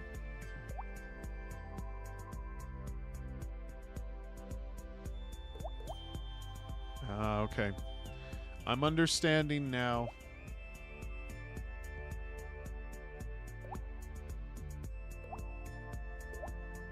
I feel like I just have to do that. So this guy, make sure there's enough cushion there. There's two of them coming.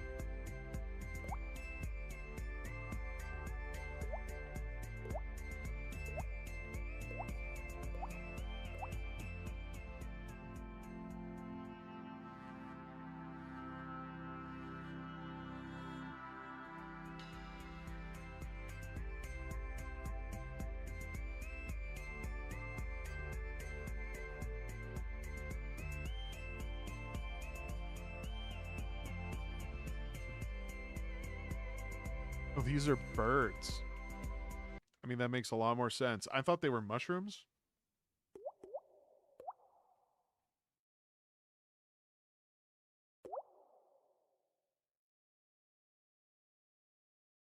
Did I make a mistake?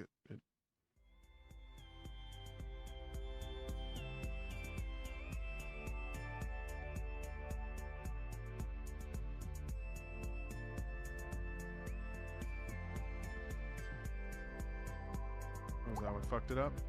Can I move this now? Can. Why does that...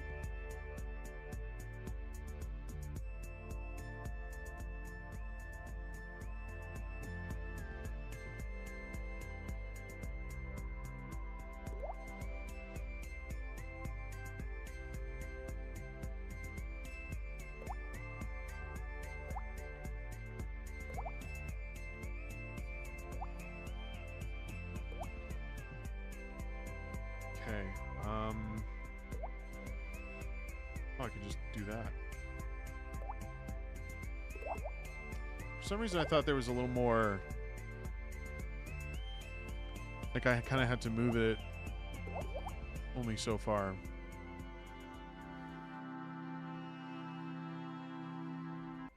To be honest, these were supposed to be non-penetratable? What does that mean?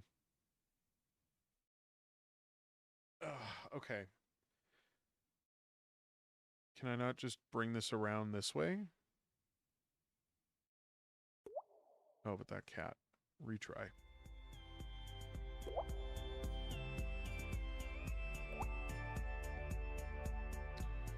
Alright, let's see. Ha.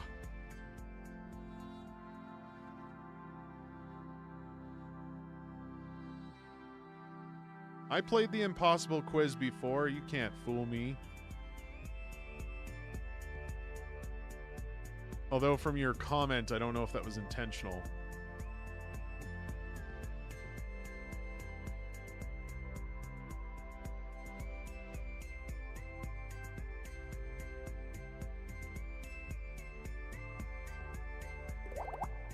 Oh, why did that shift over?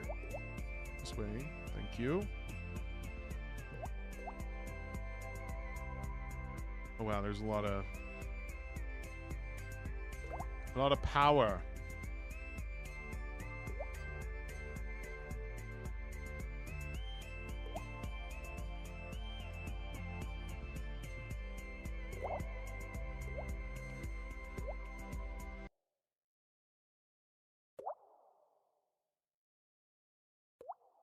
Oh my god.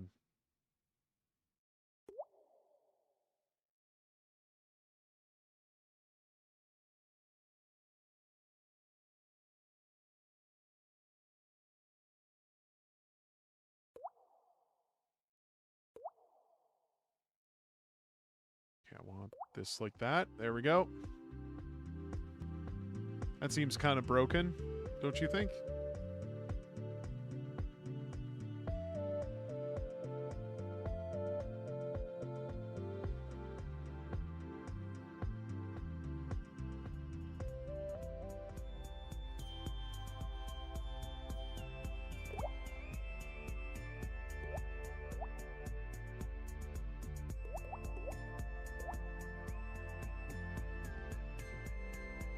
You're not supposed to move stuff outside the grid? Well, I beg to differ.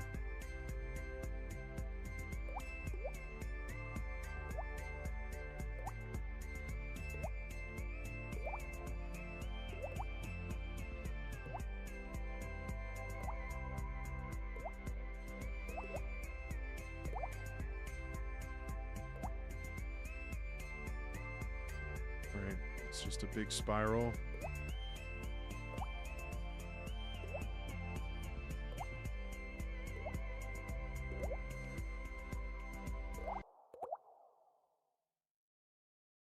No.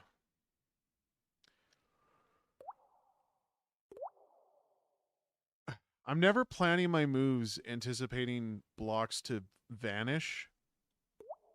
I understand why it happens. It's more frustrating to me that it does happen.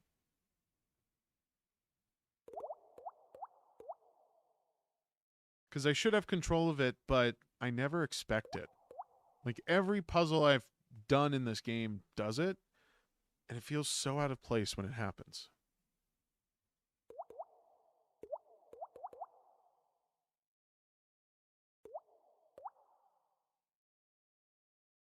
All right, I just need... I'm going out. I know it's cheating, but I'm going out. Wait, where'd the other one go? Ah, guess that's the risk.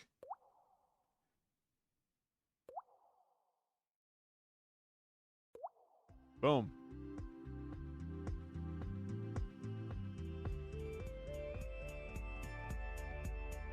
Oh my goodness.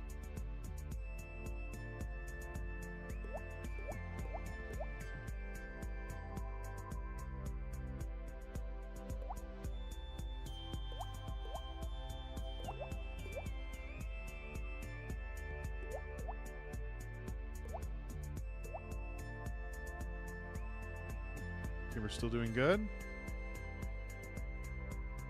I think I'm going to pass this over. I'll try and play it as you intended it to be played. I'll drag through. Put there. Oh, I don't want to take any of those.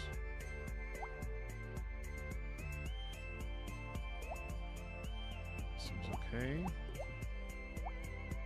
Still good.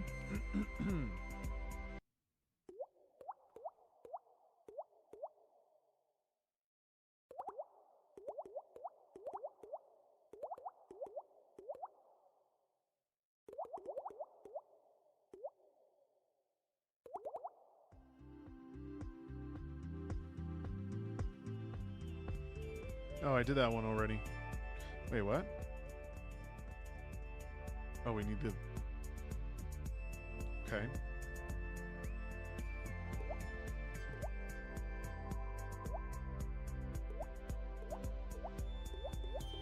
Fuck it, I'm just gonna do it. That just completely fucks it. I don't even know why you want to set me up for that.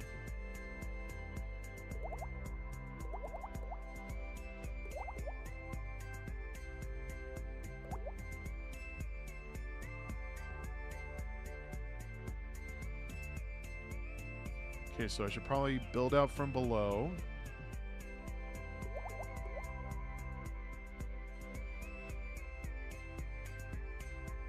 Wait, why is this still...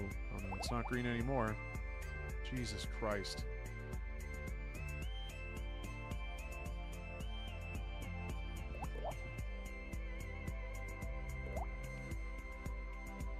I can't even get This one block here. Okay. Now we move here. Go again. Check out the other one. Now I gotta do this again. Oh, look, it went down. Gotta go up again. All the way back down. I am so tempted to just send these tiles through the outer edge. I feel it would just solve my so many problems. Oh my god.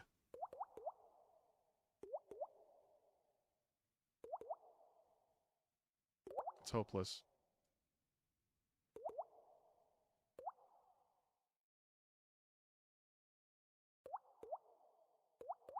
Oh, it's going to happen again.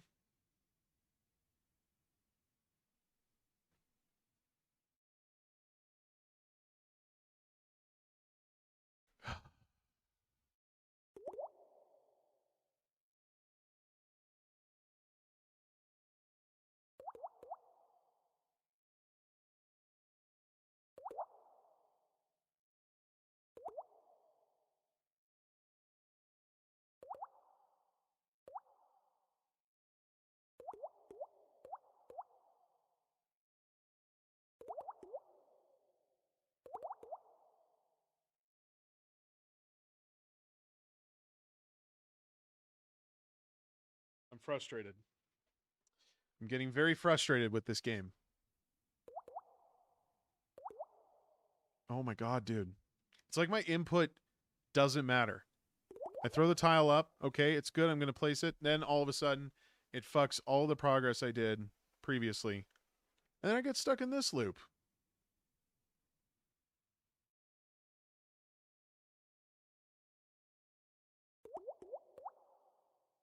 Can this even be completed?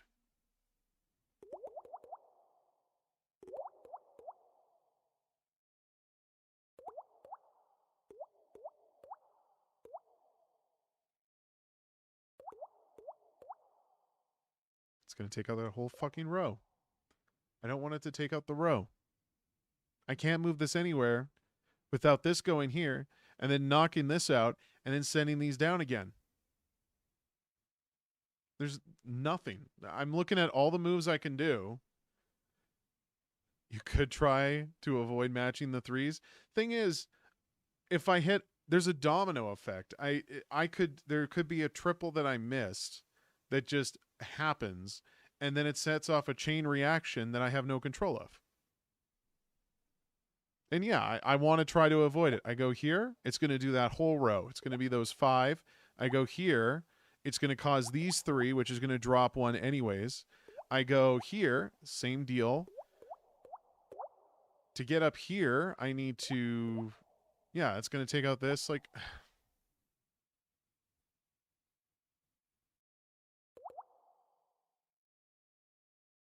I'm not trying to whine. Oh my god.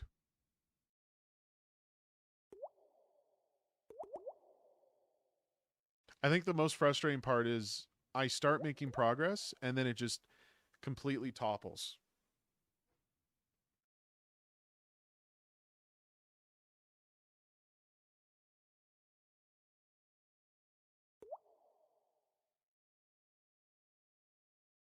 I can't even...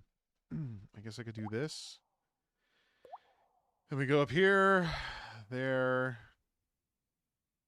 up, over.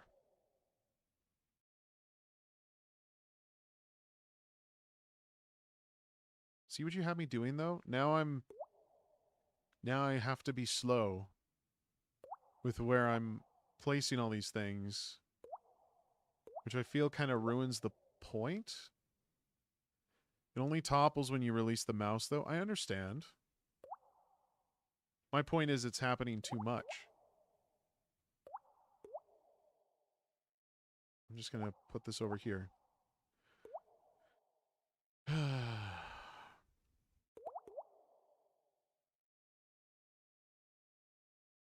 It just undid the whole thing again.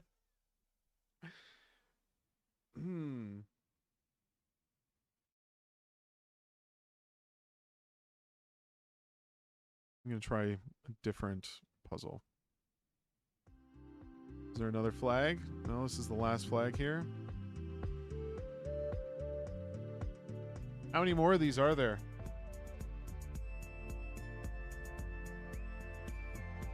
Because, like, this is perfect when it starts, but then as soon as I move, it fucks it. 13 in total? I feel like I'm close.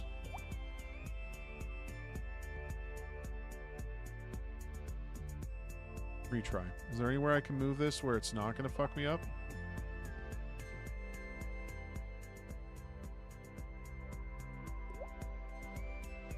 Nope. No, everything's just supposed to fuck up.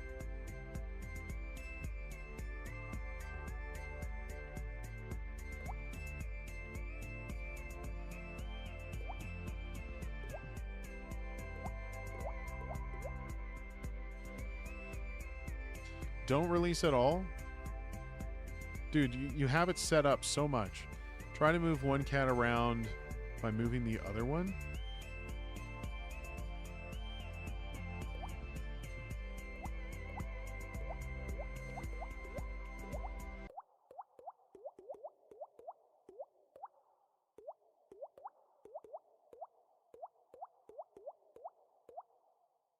Okay.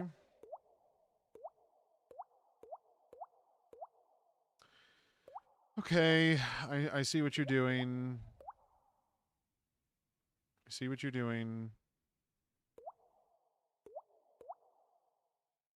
How do I get this here?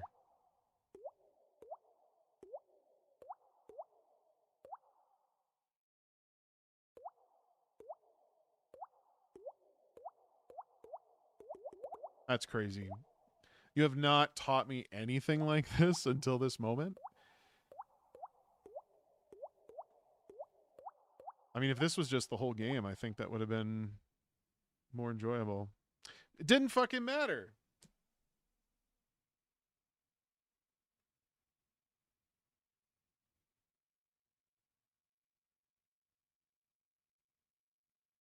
I have to break up the threes? No. No.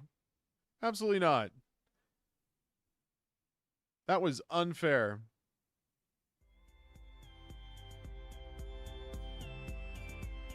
I went through all of that effort and I still have to break up the triples.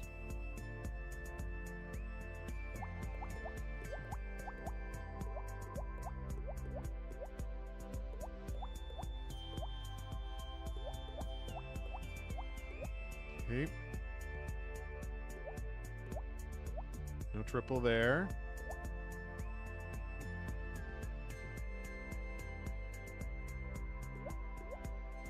Break up this triple here. Oh.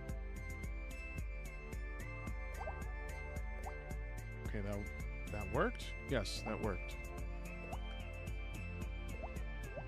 How do you suppose I break this one up?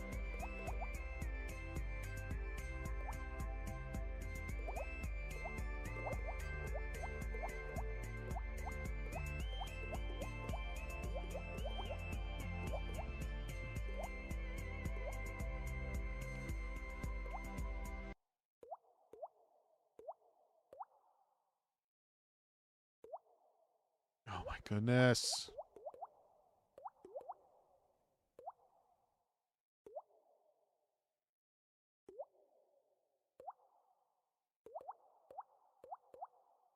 Okay, we don't want any triple. Okay. Hold on. I think the only triple that exists is in this row. So I'm going to let go. Yes. Okay. Up, up, up, up. I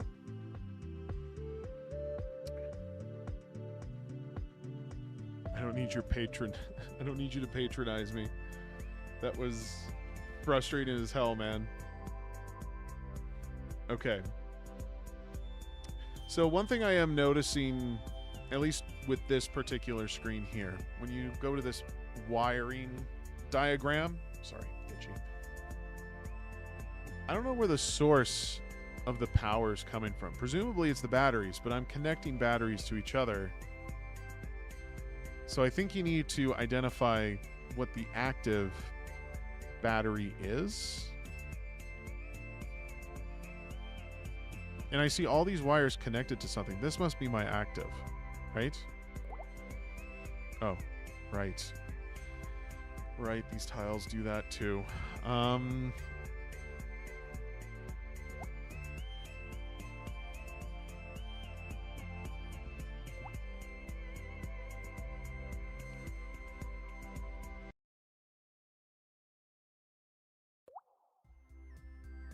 That's right. Can't stop me.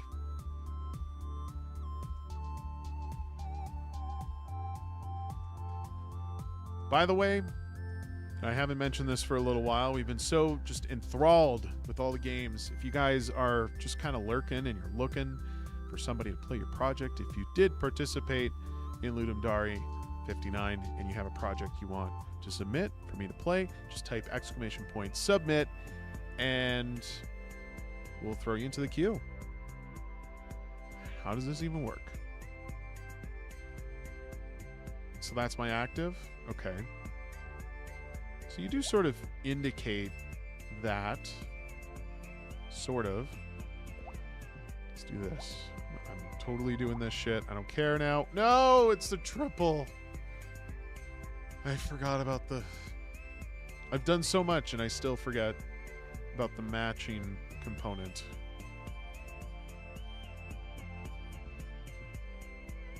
Man, I don't know. Retry. For some reason, the active battery only lights up after the first move. Yeah. Yeah, I see now that's the case. Okay. So, avoid the triples again. Can I put... I have no, like, proper corner wires. Okay, that... Oh, there's my corner. Perfect.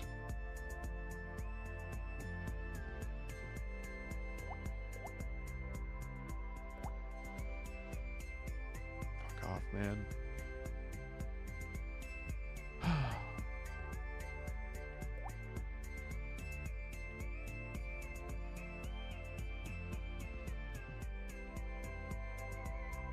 Well, that lit up a bunch of it.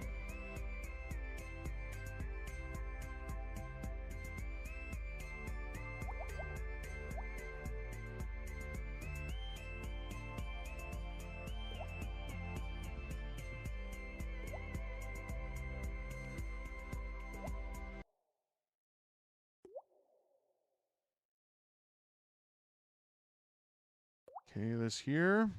Okay, that kind of works.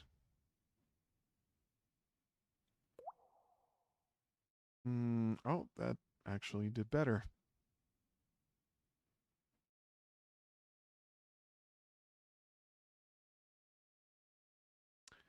I think I'm gonna use this. And I don't even care anymore. Don't even care. You'll have to patch it out.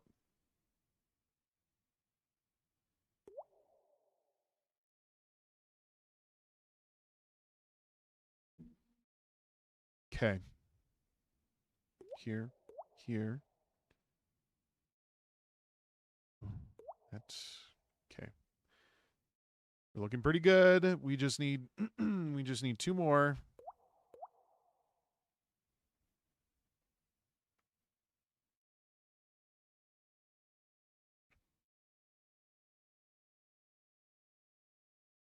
I actually hate that I need to put in effort to cause some of these tiles to swap.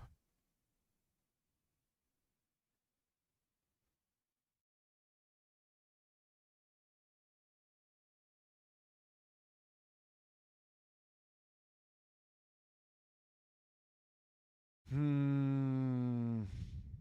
don't want to change any of this. Oh,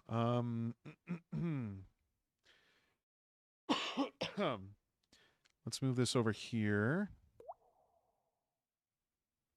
Then let's Oh, wait, why did that all... No, that just fucked it so hard. Why did that do... That, to me, shouldn't have happened. Really testing patience. So much patience you test.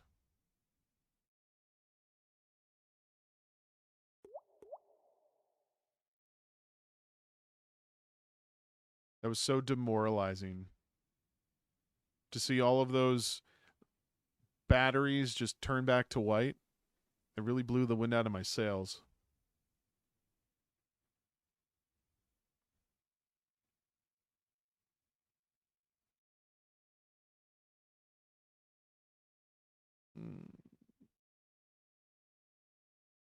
Why does the rotation not matter for the match 3? That's just confusing.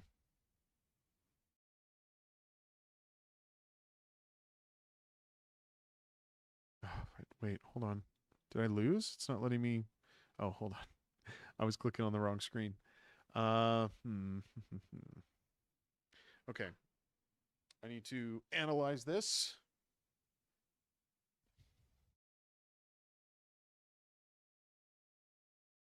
I can bring this down. Over. Okay, we have sort of saved it. Just sort of. That's useful.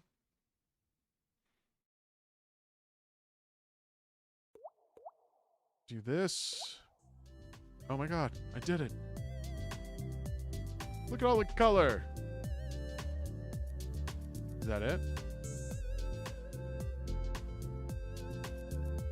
He's the only signal, and it's finished, as far as I can tell. So how far can I fly? Can I just go on forever? All right, let's share some thoughts. Let's talk design.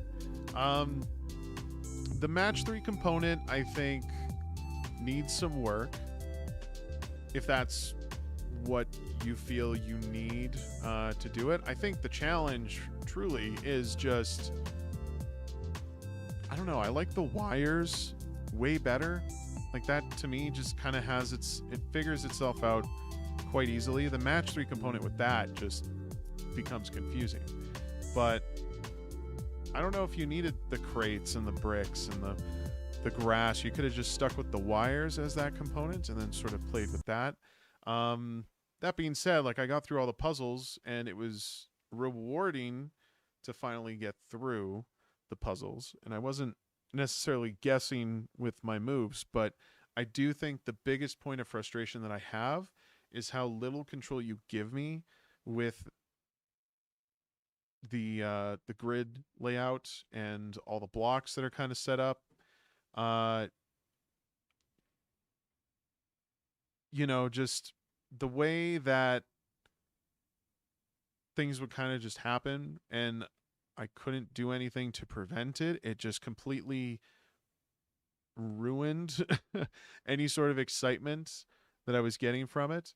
Really, really does kill the vibes to a degree, just because there's no like real explicable reason as to why it does that kind of shit. Yeah, I'm trying to do a better job of articulating, but I did share my thoughts as I was playing. Building the initial board with random tiles and the lack of fall down animation would do that, I guess. It's a little more than that. I think if you just stuck to one instead of trying to incorporate all of it. Like, I don't know why you're doing the wires, but then also having me doing crates and bricks. I think you could have just picked one of those sets and just kind of went for it. But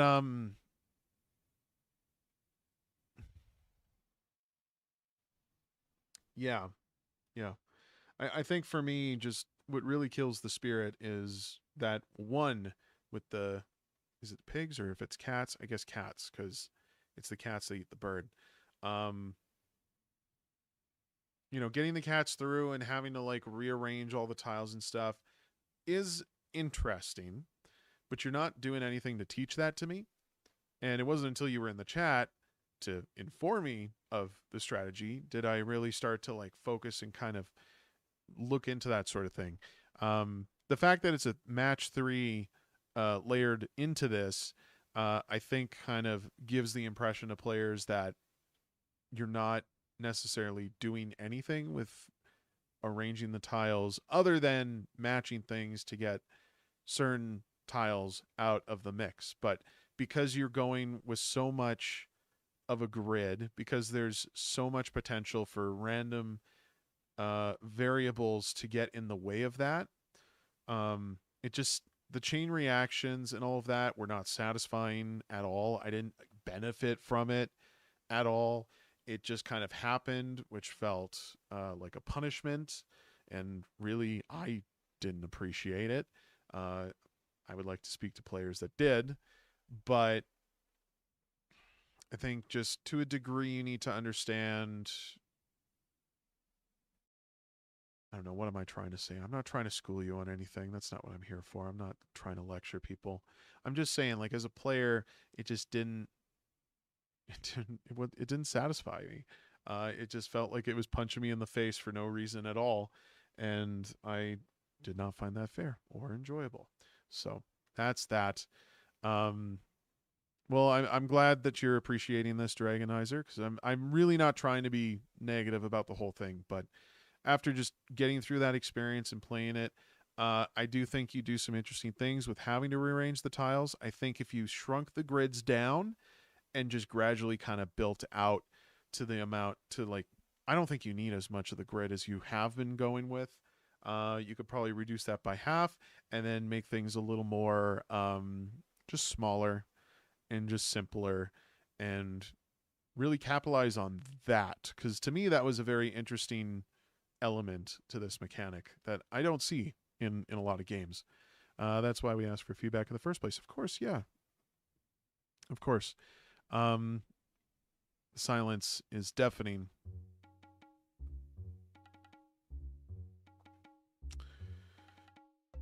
What else can I add?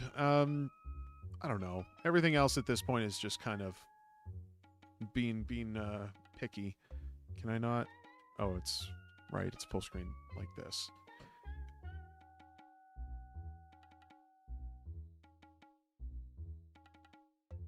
I think aesthetically, I like the style. It's captivating for sure.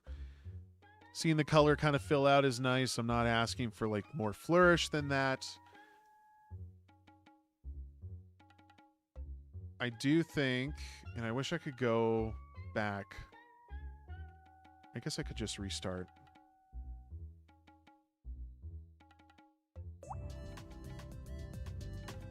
Just mute that. Oh, it saved my progress?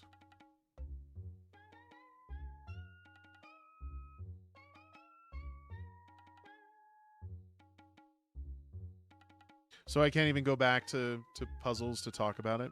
I guess I could open this in a private.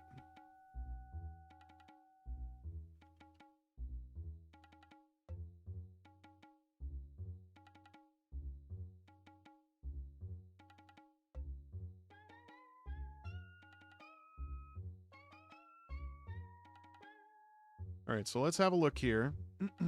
Click. So, bit of a... This is me being very meticulous and just particular on a certain thing. You have all of this real estate, and yet you choose to have it just anchored in the top left corner of all of this space. Like, why not center it? I can understand time probably wasn't there to get the interfacing correct, but I don't know. I understand that you have grids that stretch further, but I don't know. Something about this, I feel like it wouldn't take much to just check a few boxes, have some bools enabled that could maybe stretch this out further. This is a Godot game after all. Like, I work a lot with the control node system.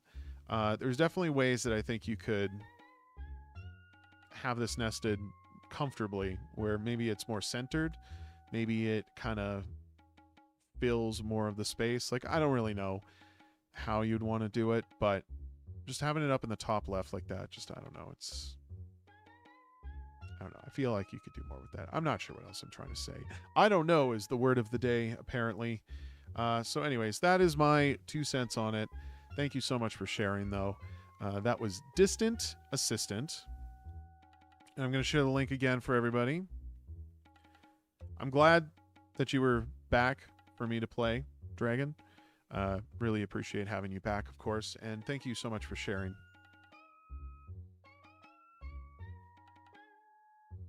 Okay. So has anything changed with our list? No. It appears that no one else wants their games played. So how about we start going through the backlog? I'll say it again, though. If you're watching the stream and you have a project and you want me to play and maybe give some feedback on, type !submit. You'll get a link to a form where you can give me yours, and we'll play. We will play. Otherwise, I'm going to move on to games that I have yet to play. The Lost in the Forgotten. Let me just... I don't know why it wants to copy that link. Okay.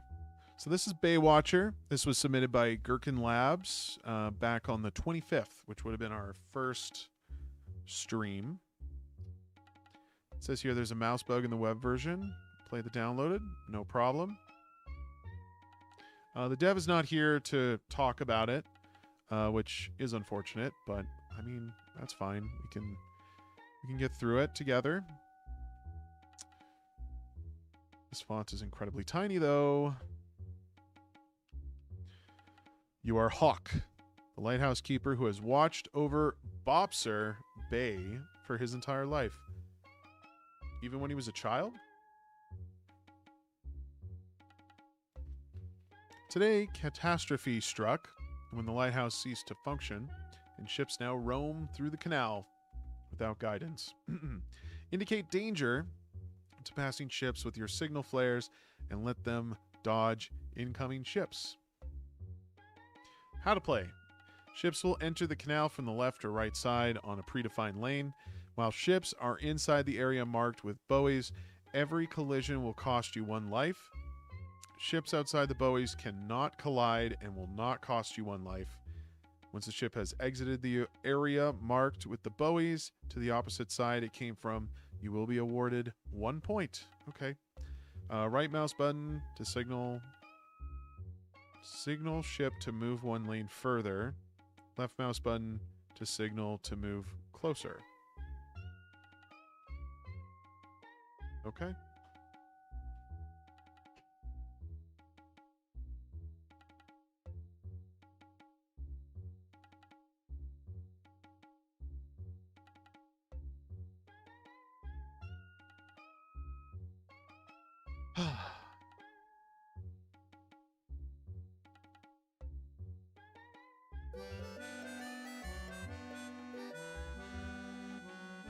Oh my goodness, so much music.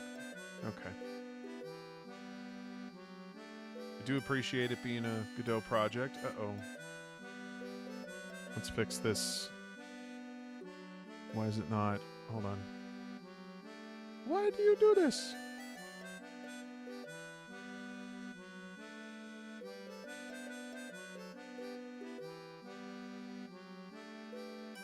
Okay. I need to not make this a window. Or a full screen. I need it to be a window so I can actually...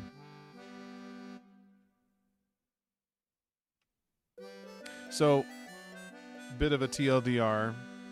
Well, what am I saying? FYI.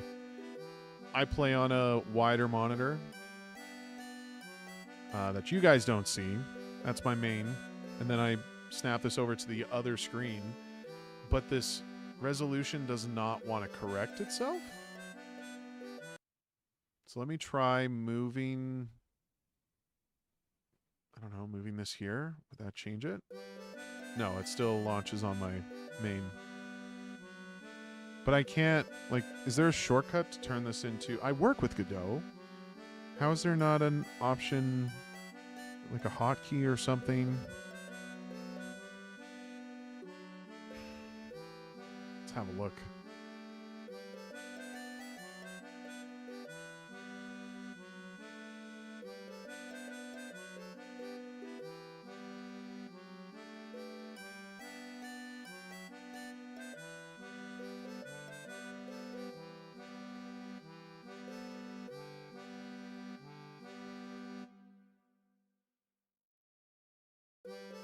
See if there's a special hotkey that I'm not familiar with.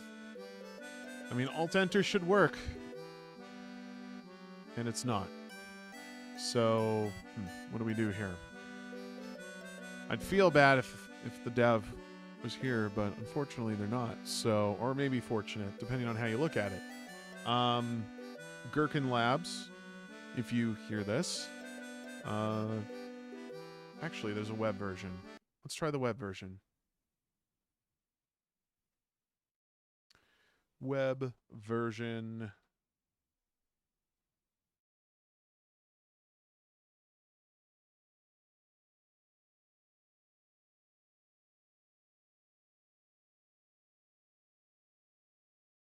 You must have taken the web version out.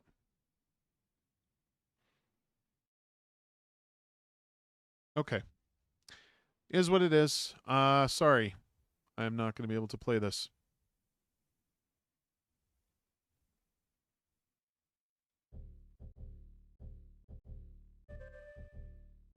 I'll play it on my own time, and I'll still give a review for it. Let's have a look. Anybody at the bottom of the list? Nobody? Okay, cool. We're going to keep it going. Sharky3188. Oh, I already played this. How did I not cross this out? Oh, that's because I played it on the other channel.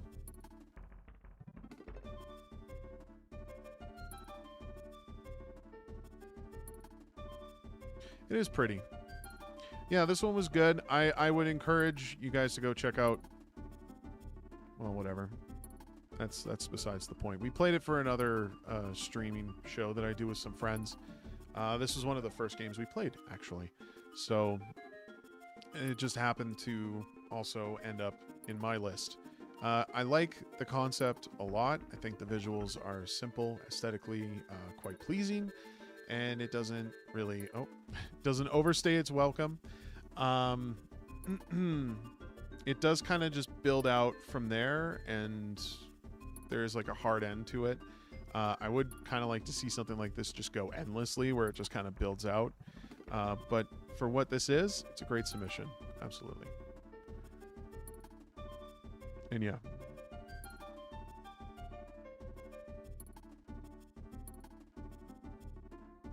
This seems like one that I haven't heard of.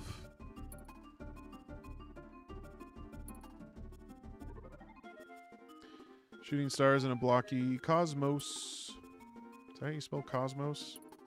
Cosmose?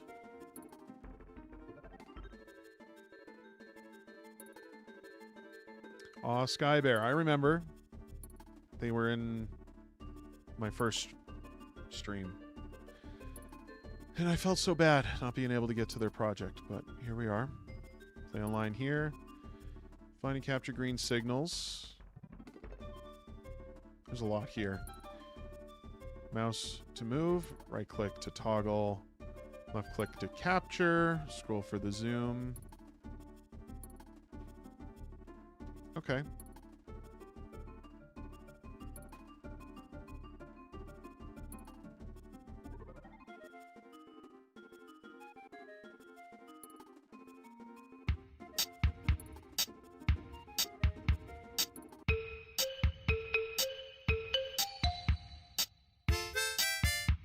That is loud. Oh my goodness, that is loud. Do you think the SFX are going to be the same?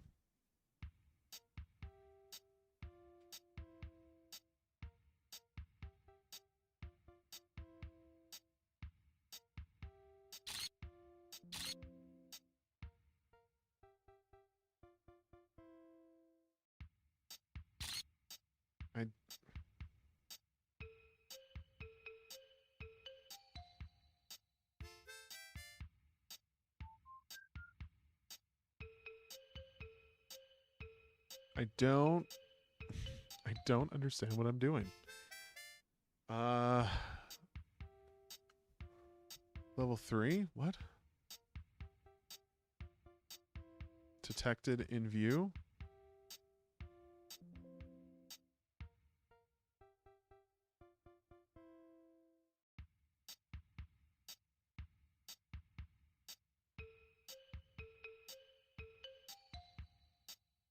Can't seem to find it anymore.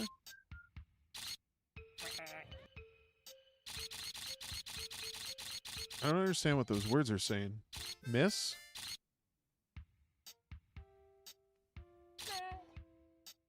The hell? What?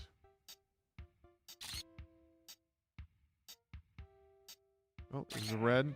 So I do notice that the stars will turn red. So I guess I'm just looking for that. That's what I want, right?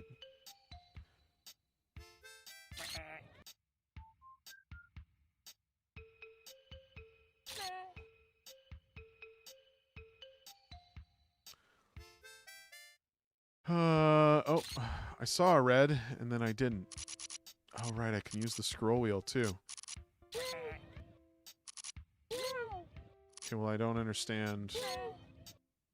Is there even a way to lose? All right, Hex, thanks for sticking around.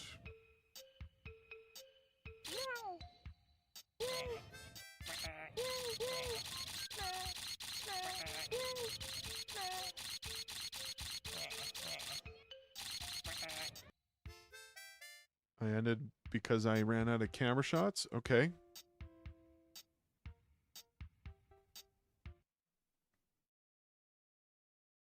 Find and capture green signals. Okay, I kept going for red.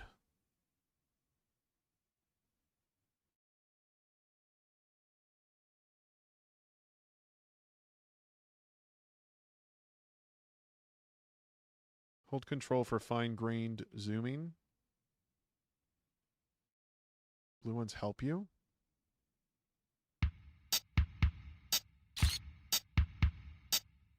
Oh, I found a green. Oh my god. The sound went back. Holy shit, dude.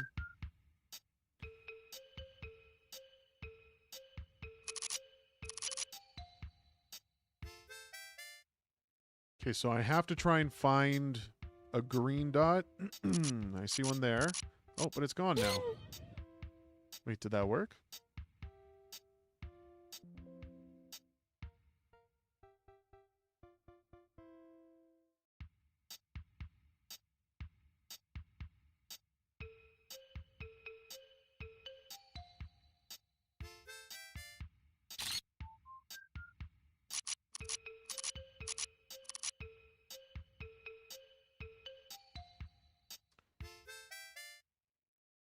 Oh, there's some greens. Oh, but it's gone now. Why do the greens only last for a minute? And why do the blues help me? Everything reacts the same.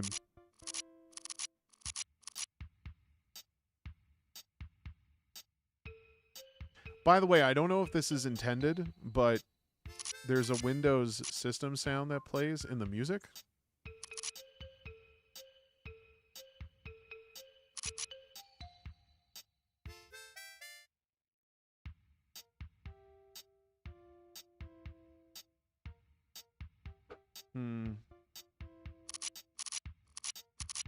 Green. I see the green, and now I'm going to zoom in. Oh, then it's gone.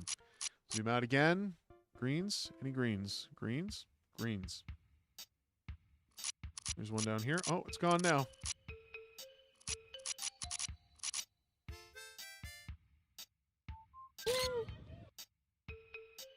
Is he saying blue?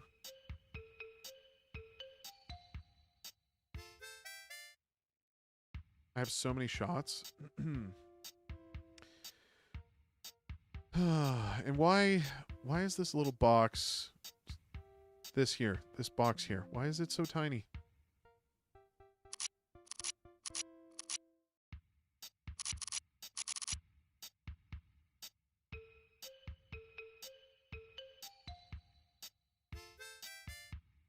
in view? Where'd it go? Oh, it died out.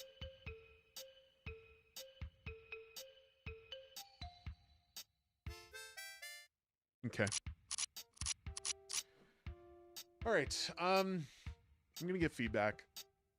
They did submit. They wanted feedback, so I'm gonna give it. I think we kind of get the gist of what this game is, what it has to provide. Totally fine with I just want to look actually. This is solo, right? Yeah, compo. Okay. Oh, but it's paused? Let's not pause. I can still take pictures even though it's paused?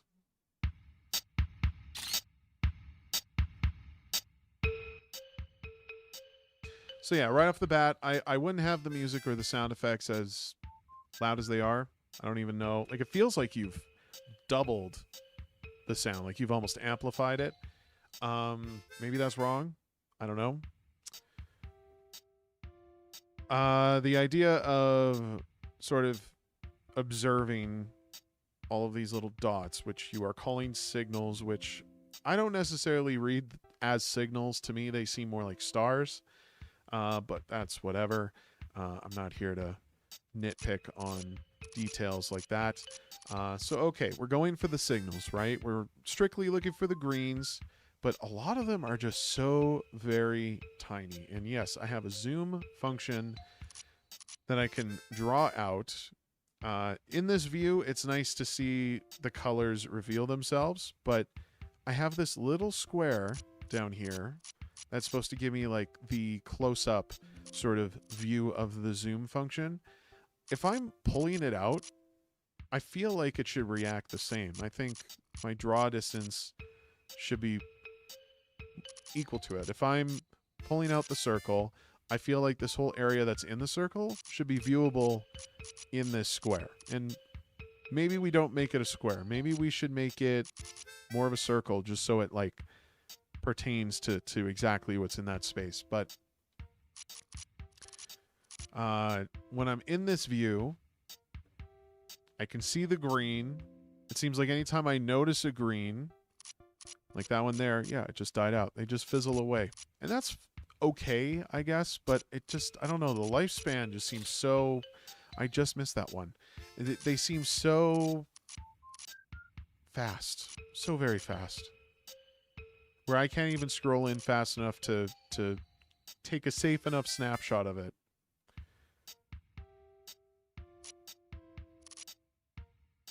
The music doesn't really fit the vibes that I think you're going for.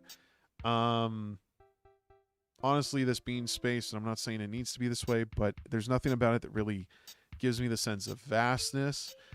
This is the kind of music that I expect to hear in, like, I don't know, some kind of cozy platformer or maybe a farming sim or something like that. Just something cutesy and colorful, and that's not what this is. This is more like Space Invaders. This is more like Centipede. This is like that kind of era of just Vectrex? No, what's the vector graphics? You know, old arcade kind of stuff. So, I don't know. The music to me seems a little out of place. I think you could have maybe done something else to really sort of invoke the feelings that you want your user to experience. And of course, you're not here to speak for it, so I don't necessarily know what that intent was. But this, to me, feels like the antithesis of what the game is actually trying to be. Also, this little asteroid-looking thing in the corner reacting, it's cute. Whatever. It's got, like, a fun little sound that it plays when you do a thing. Not really... It's not communicating what I think it should be communicating to me, which is... I mean, it happens when I do a good thing, right? I'm finding the blues. I'm finding the greens. I really just find it obnoxious. I don't think that character... If it is a character, it seems to be, and it has eyes and a mouth. I don't really know if it needs to be here, and if it is going to be here, I think there needs to be a little more sense to why it exists. like just high level here, just sort of taking it out of like just what it is at face value. You know, you get a little thing like this, like a little character. You could say it's like a clippy sort of character. Since I'm working on basically what looks like a computer interface or something, you have a degree of like digital visual elements here. So presumably I'm using a station or some kind of computer to sort of see through this lens, whatever it is that I'm observing with that this circle represents. I mean, maybe this guy could have been more like a Clippy, and then he could maybe aid me in Playin, you know? And I understand it's a solo project. I'm not saying that it should have been there in the first place, but things that could have maybe improved the experience a little more for me. I think just making it a little more cohesive and just having things make a little more sense. And it's paused because I clicked out of it. I don't think I can get back into it, actually. Settings, X. Oh, that brought it back. Okay. That would really be my 2 cents on the whole thing. I mean, for what it's worth, like, it has a start and an end. It's very clear in that case.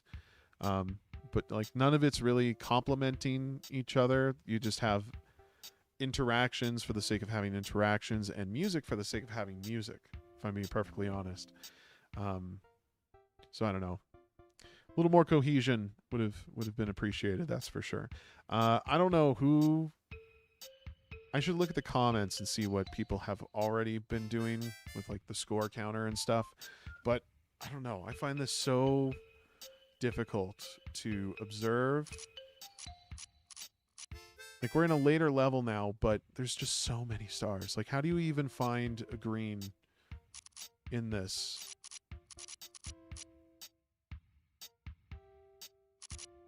Oh, it's like level 14. Yeah, this is... I mean, really, this is just building up. That's all that's doing. It's just going up. Let's see what they have here in the examples. You can snipe it. So is there even, like, a point to snipe it? Oh, I guess you get 100 points if you want to snipe it.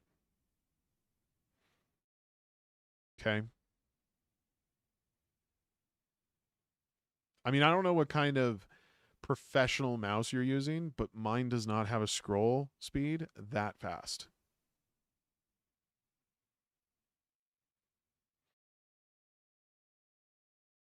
Doesn't.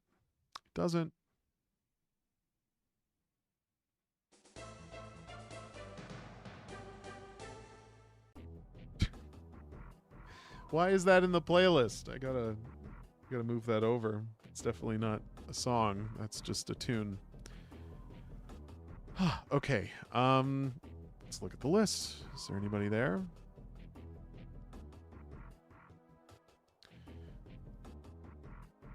So that's Shooting Stars in a Blocky Cosmose. Go play it, support them. How are they doing for ratings? I didn't even really look. Oh, they got plenty.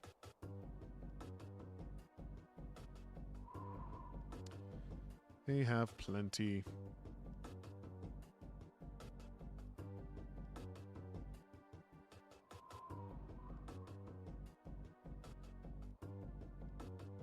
I can tell you have carefully designed the mechanics, the balance between different properties, items, resources, radius of the circle, good, bad squares. Wow. Wow, that's okay. I mean, I don't know. Maybe it is just me. I do feel like, and this is, and I mean this in the most respectful way, like it just feels clumsy.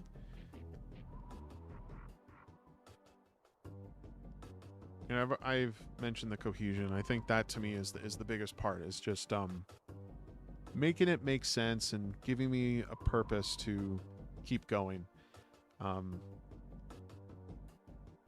know my eyes can fail me to some degree, but at the same time, you're not giving me any tools to really help improve that. So I think that's ultimately what my issue is with it. We're gonna move on from this one. Thanks again, though, for submitting. Sorry it took so long to get to it, and I'm sorry that we couldn't do it together so we could talk about it. But yeah. Yeah.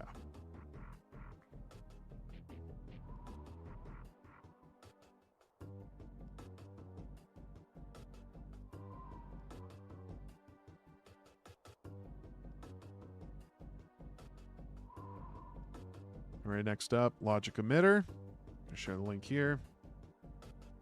This one was submitted by Jiri Highsec on the 26th. This would have been our second day 2 stream. Logic Emitter. Create a circuit that produces required sequence of signals.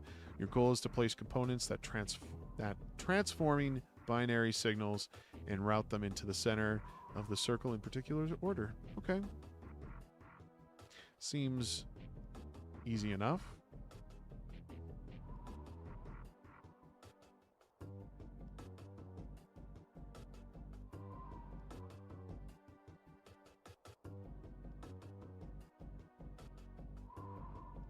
Oh, I like how that logo looks. It's very pretty. It's very white, though. Is there music? No. There is no music.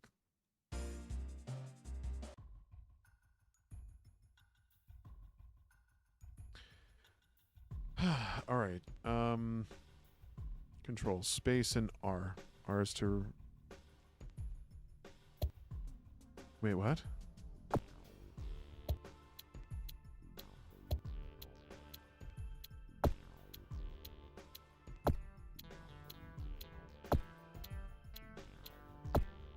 Oh, sounds like there might actually be music here.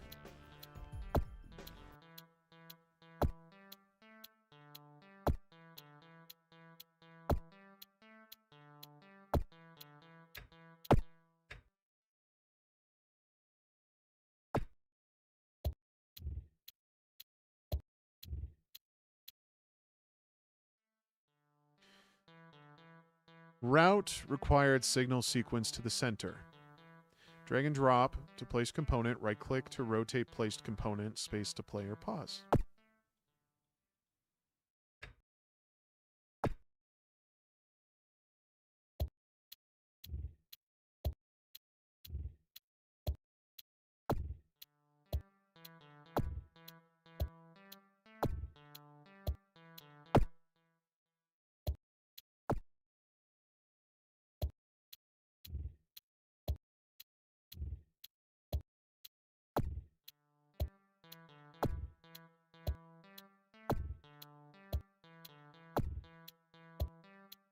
Is this right? This does not seem right. Do I want this here?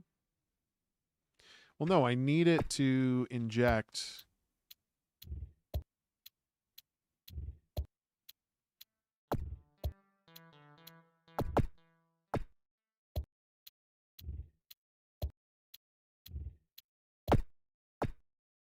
So there's a timing to it.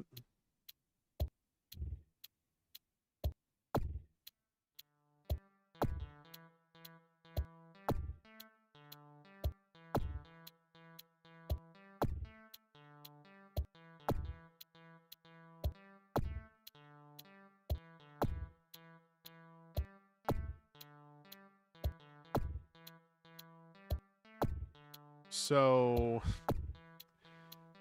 what is... I don't understand. I see this pulsing to a certain beat. Is that what it is? Is that what I need to be following? It didn't work this time. Before. Okay, it didn't work for any of those three. Let's try it here.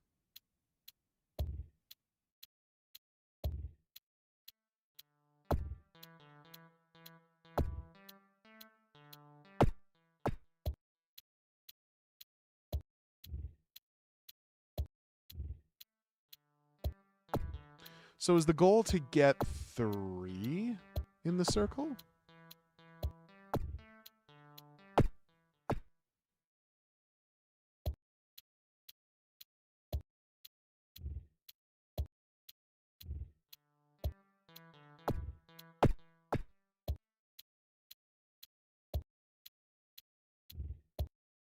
So I can't move this thing.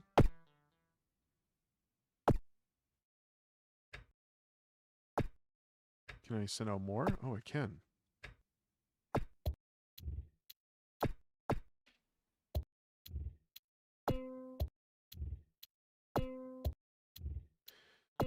Okay. I didn't understand that I could place multiple objects.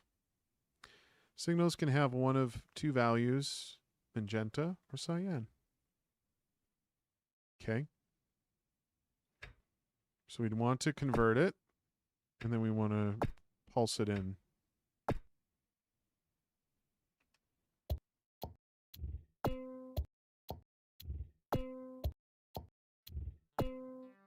Okay.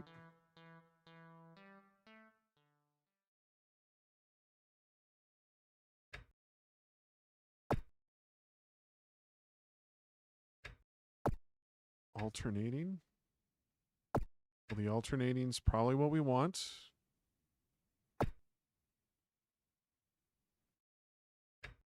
Then we can do this and that. Right?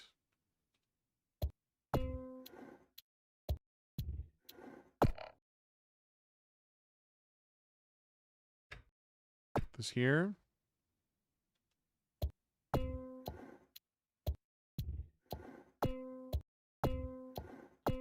Wait, what? What? I don't understand. So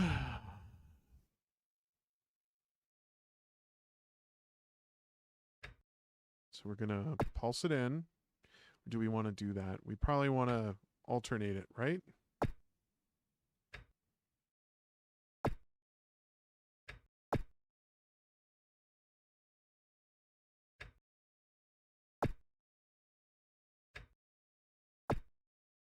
Let's try that.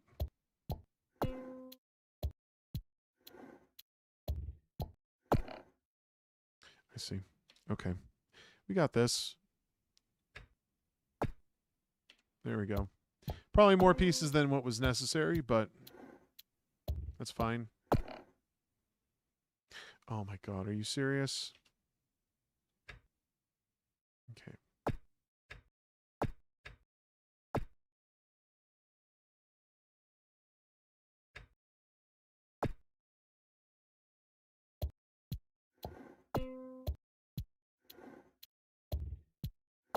If it works, yeah.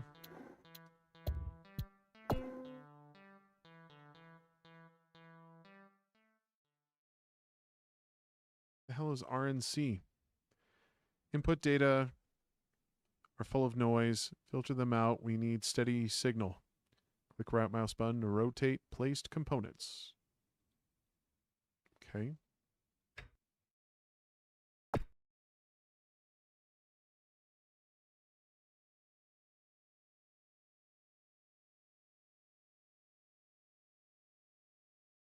Okay, so we send it here. This goes that way, and then this goes, I don't know, we're just going to send it away.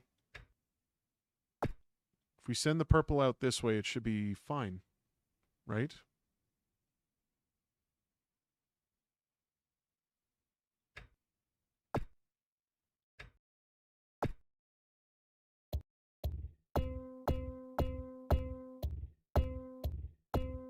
Yeah, it worked. Easy.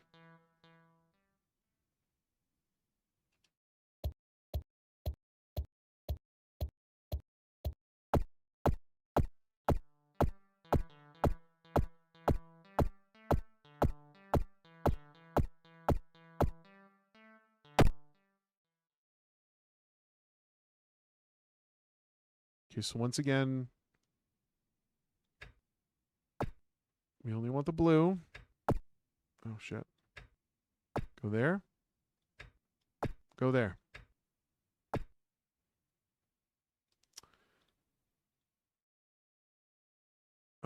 Yeah, purple's going to go out that way. There's never going to be a blue that touches this. So it should just work. Wait, what?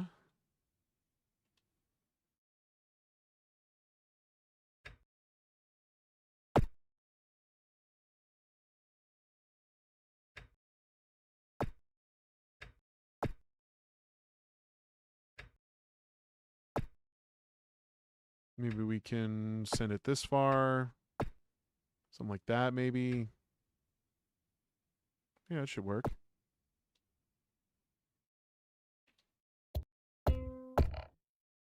Wait, what? Why is that incorrect? Oh, why is it coming out purple? Why is there purple coming from this?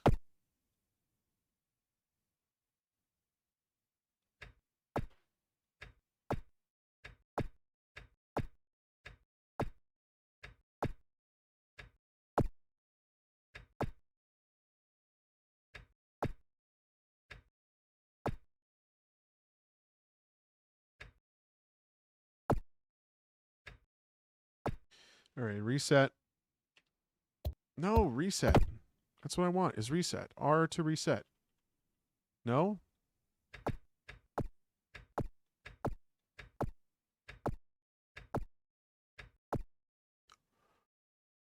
All right, purples. Purple. What does that do? Oh, it does just kill the purple that way.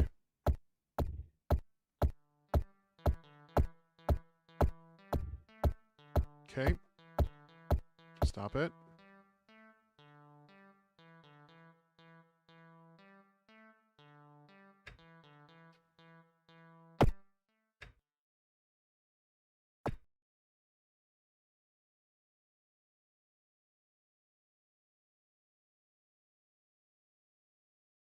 So we'll direct the purples that way. Down, down. Blues have a straight. This will eventually come around. So maybe I can do something like that.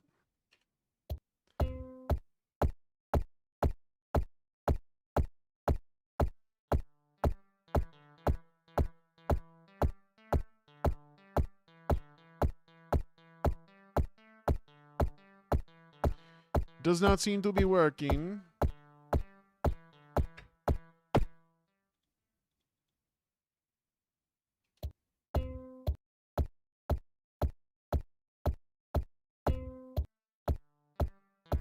All right, we got it.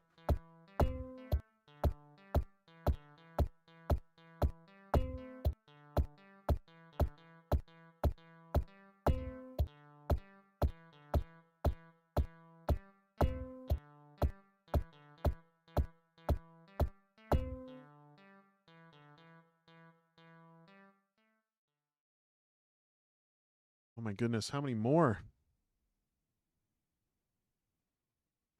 Logic gates. And returns one cyan only if one is on both inputs. Or returns one cyan if one is on any input. Okay.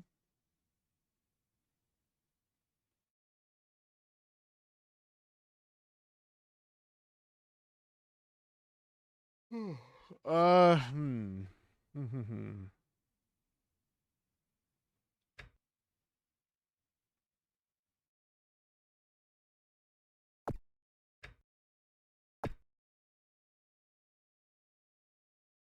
Oh.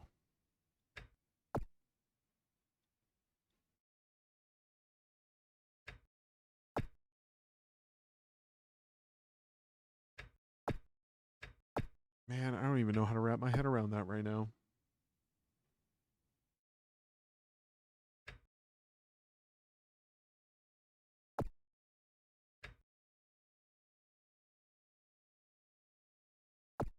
Is my blue shooting pink again? It is. Why does that happen? I think what confuses me about that is the purple only shoots purple or magenta. But the cyan seems to be very selective with what it wants to send. And I'm not understanding exactly why there's a lack of consistency there. So, okay, we have purple coming out of both. So the inverter converts to purple, right? Oh, I see. Just inverts. I mean, that is how it should be, but it's only it's magenta. Like, I don't know that it. I had no idea that it also affected the other signal.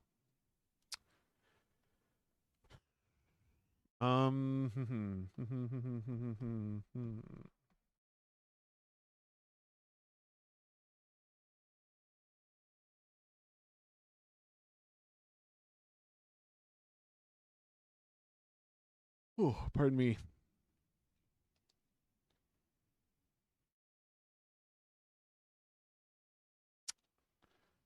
Let's think. If I invert everything.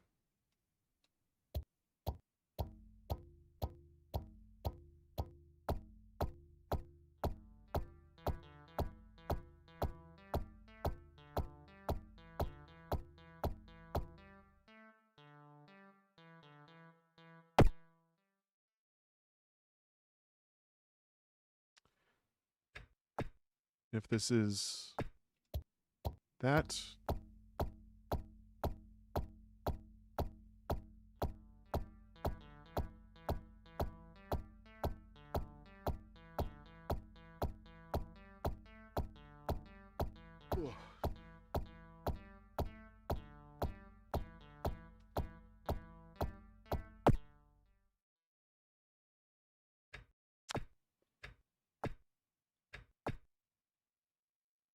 I don't know what's happening. Maybe it's just streamer fatigue because I've been going for just over 3 hours. But I don't know. I'm not.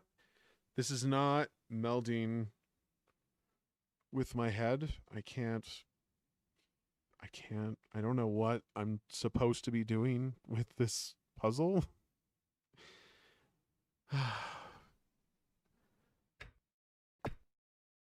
I guess I understand what needs to be done, but I don't. I'm trying to wrap my head around how I utilize these in particular. Again, the cyan for some reason is choosing to give me purple as well, which I think is wrong on so many levels.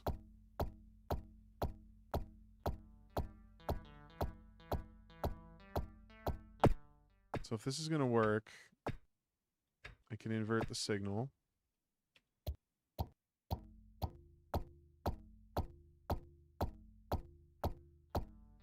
So I think what I want to do is set it up so that it's sending out the right sequence, which it seems to be already. Hold on. Let's look at that. We got purple, blue, blue, magenta, blue, blue, magenta, blue, blue. Okay, we got it. Just kind of stumbled on that. There's not even a point in having that. All right.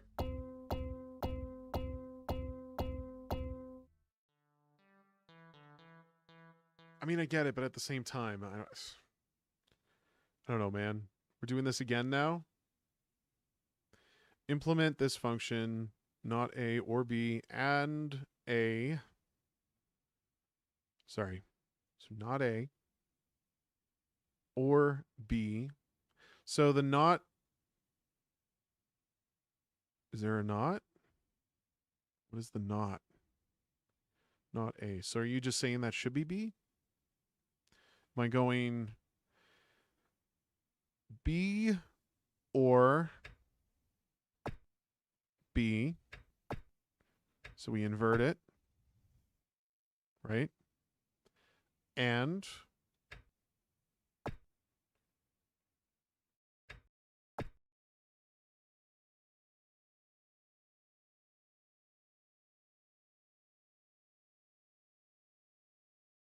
I don't think I'm doing this correctly. Hold on.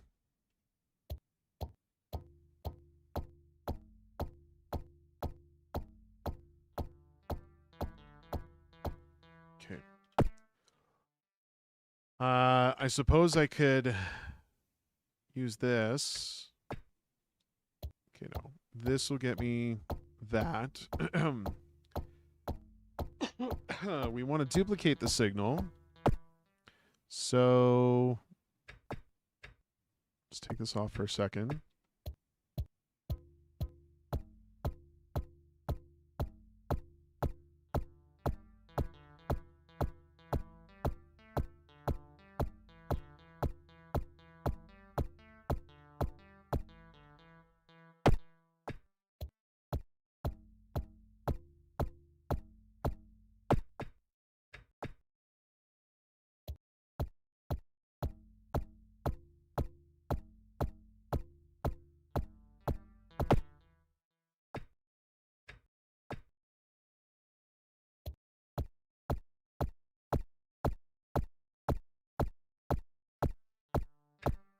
duplicate.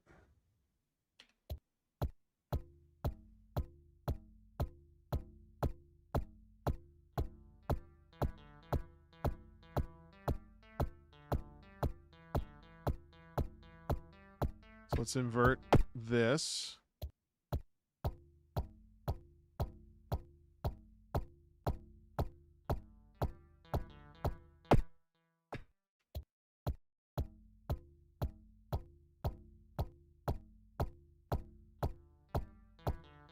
I feel like that's kind of what we're looking for. Let's see.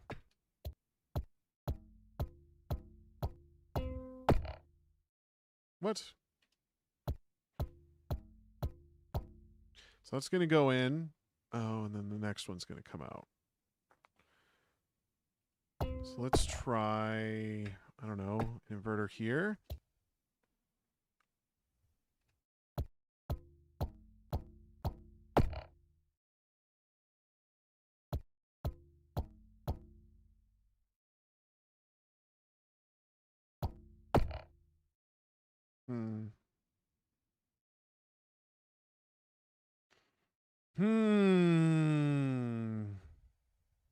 Yes. I think my brain is too mushy for this. Certainly challenging.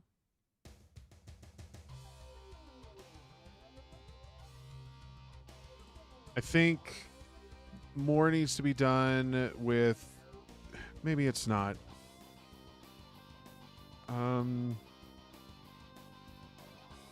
I don't know. I'm having a hard time sort of like articulating the logic that I'm trying to follow with this.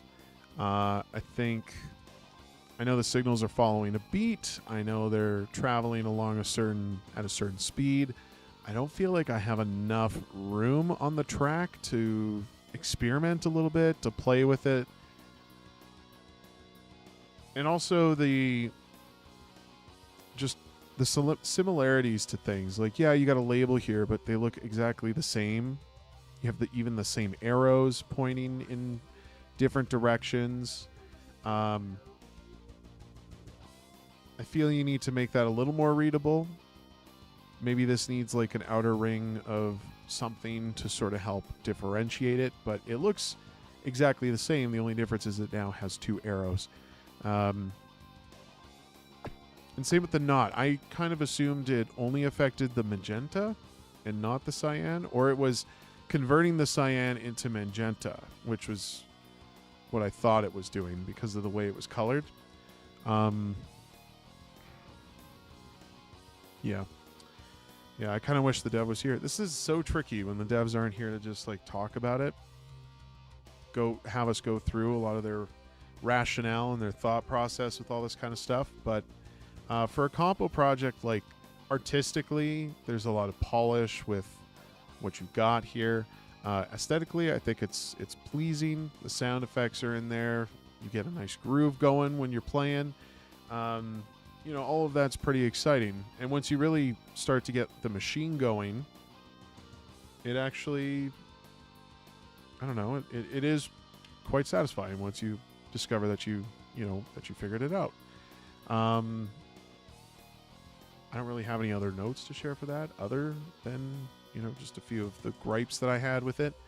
I hate that I'm complaining more than complimenting things with this project, because I feel that for what is a compo solo, this is good. This is a very serviceable submission. A great interpretation of the theme. Made it to 111. To and or and not gates really threw me. Yeah, I'm with this guy. Still can't believe 1,000 levels. 1,000 levels? That's insanity. Absolute insanity. Okay, logic emitter. Give it a shot for yourselves. Maybe you guys can get through more than I.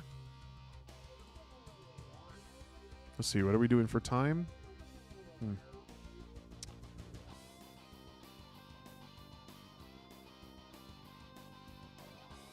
Let me refresh my list. Did we get anything more? Nah. Okay. Well, maybe that'll be it for tonight. I still think I might do one more of these, but later in the week. Maybe on Wednesday, just before the Friday sort of deal. We'll see. We'll play it by ear. Of course, follow the channel. Oh, you're very welcome, Dragon. Thank you for sticking around. Really appreciate that. And to, if I don't get another stream in there, just saying, like, thanks to the LD community. You guys have been incredibly supportive. I know having LD sort of how it's been given this like hard end, it is sad. Really hoping that we can kind of figure out a nice compromise with that. Would hate to see Ludum Dare just kind of die that way, but of course, community's everything. It sort of signals to the organizers of the event, how important it can be for people, and I think it's important for us to be doing this kind of stuff to support each other and all that kind of thing. So, sorry, my game was not your taste. Oh, it happens. It's not going to appeal to everybody. Same way I don't expect my game to appeal to everyone. Really, it's just all about trying to make it an enjoyable experience.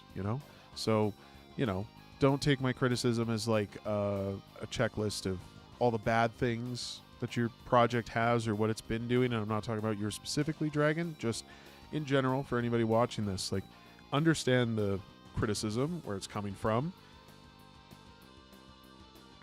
Still better than that one time we did Tetris, okay?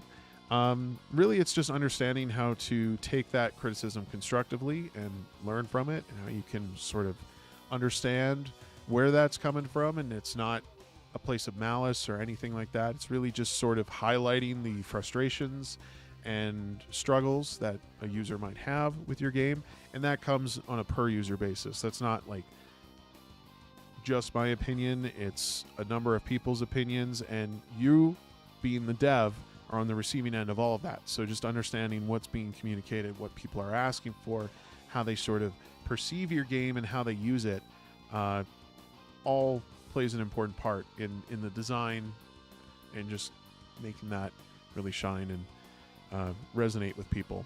That's the challenge. That's what everybody's trying to do here. So hopefully I've been providing constructive enough feedback.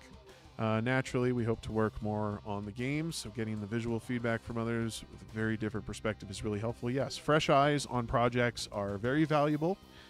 So I guess that would just be the big thing that I would highlight for this, is that, even though I might have been negative in my approach and my criticism, I like to feel that when I do that, I'm at least coming at you with a good enough reason and justification and how I'm feeling.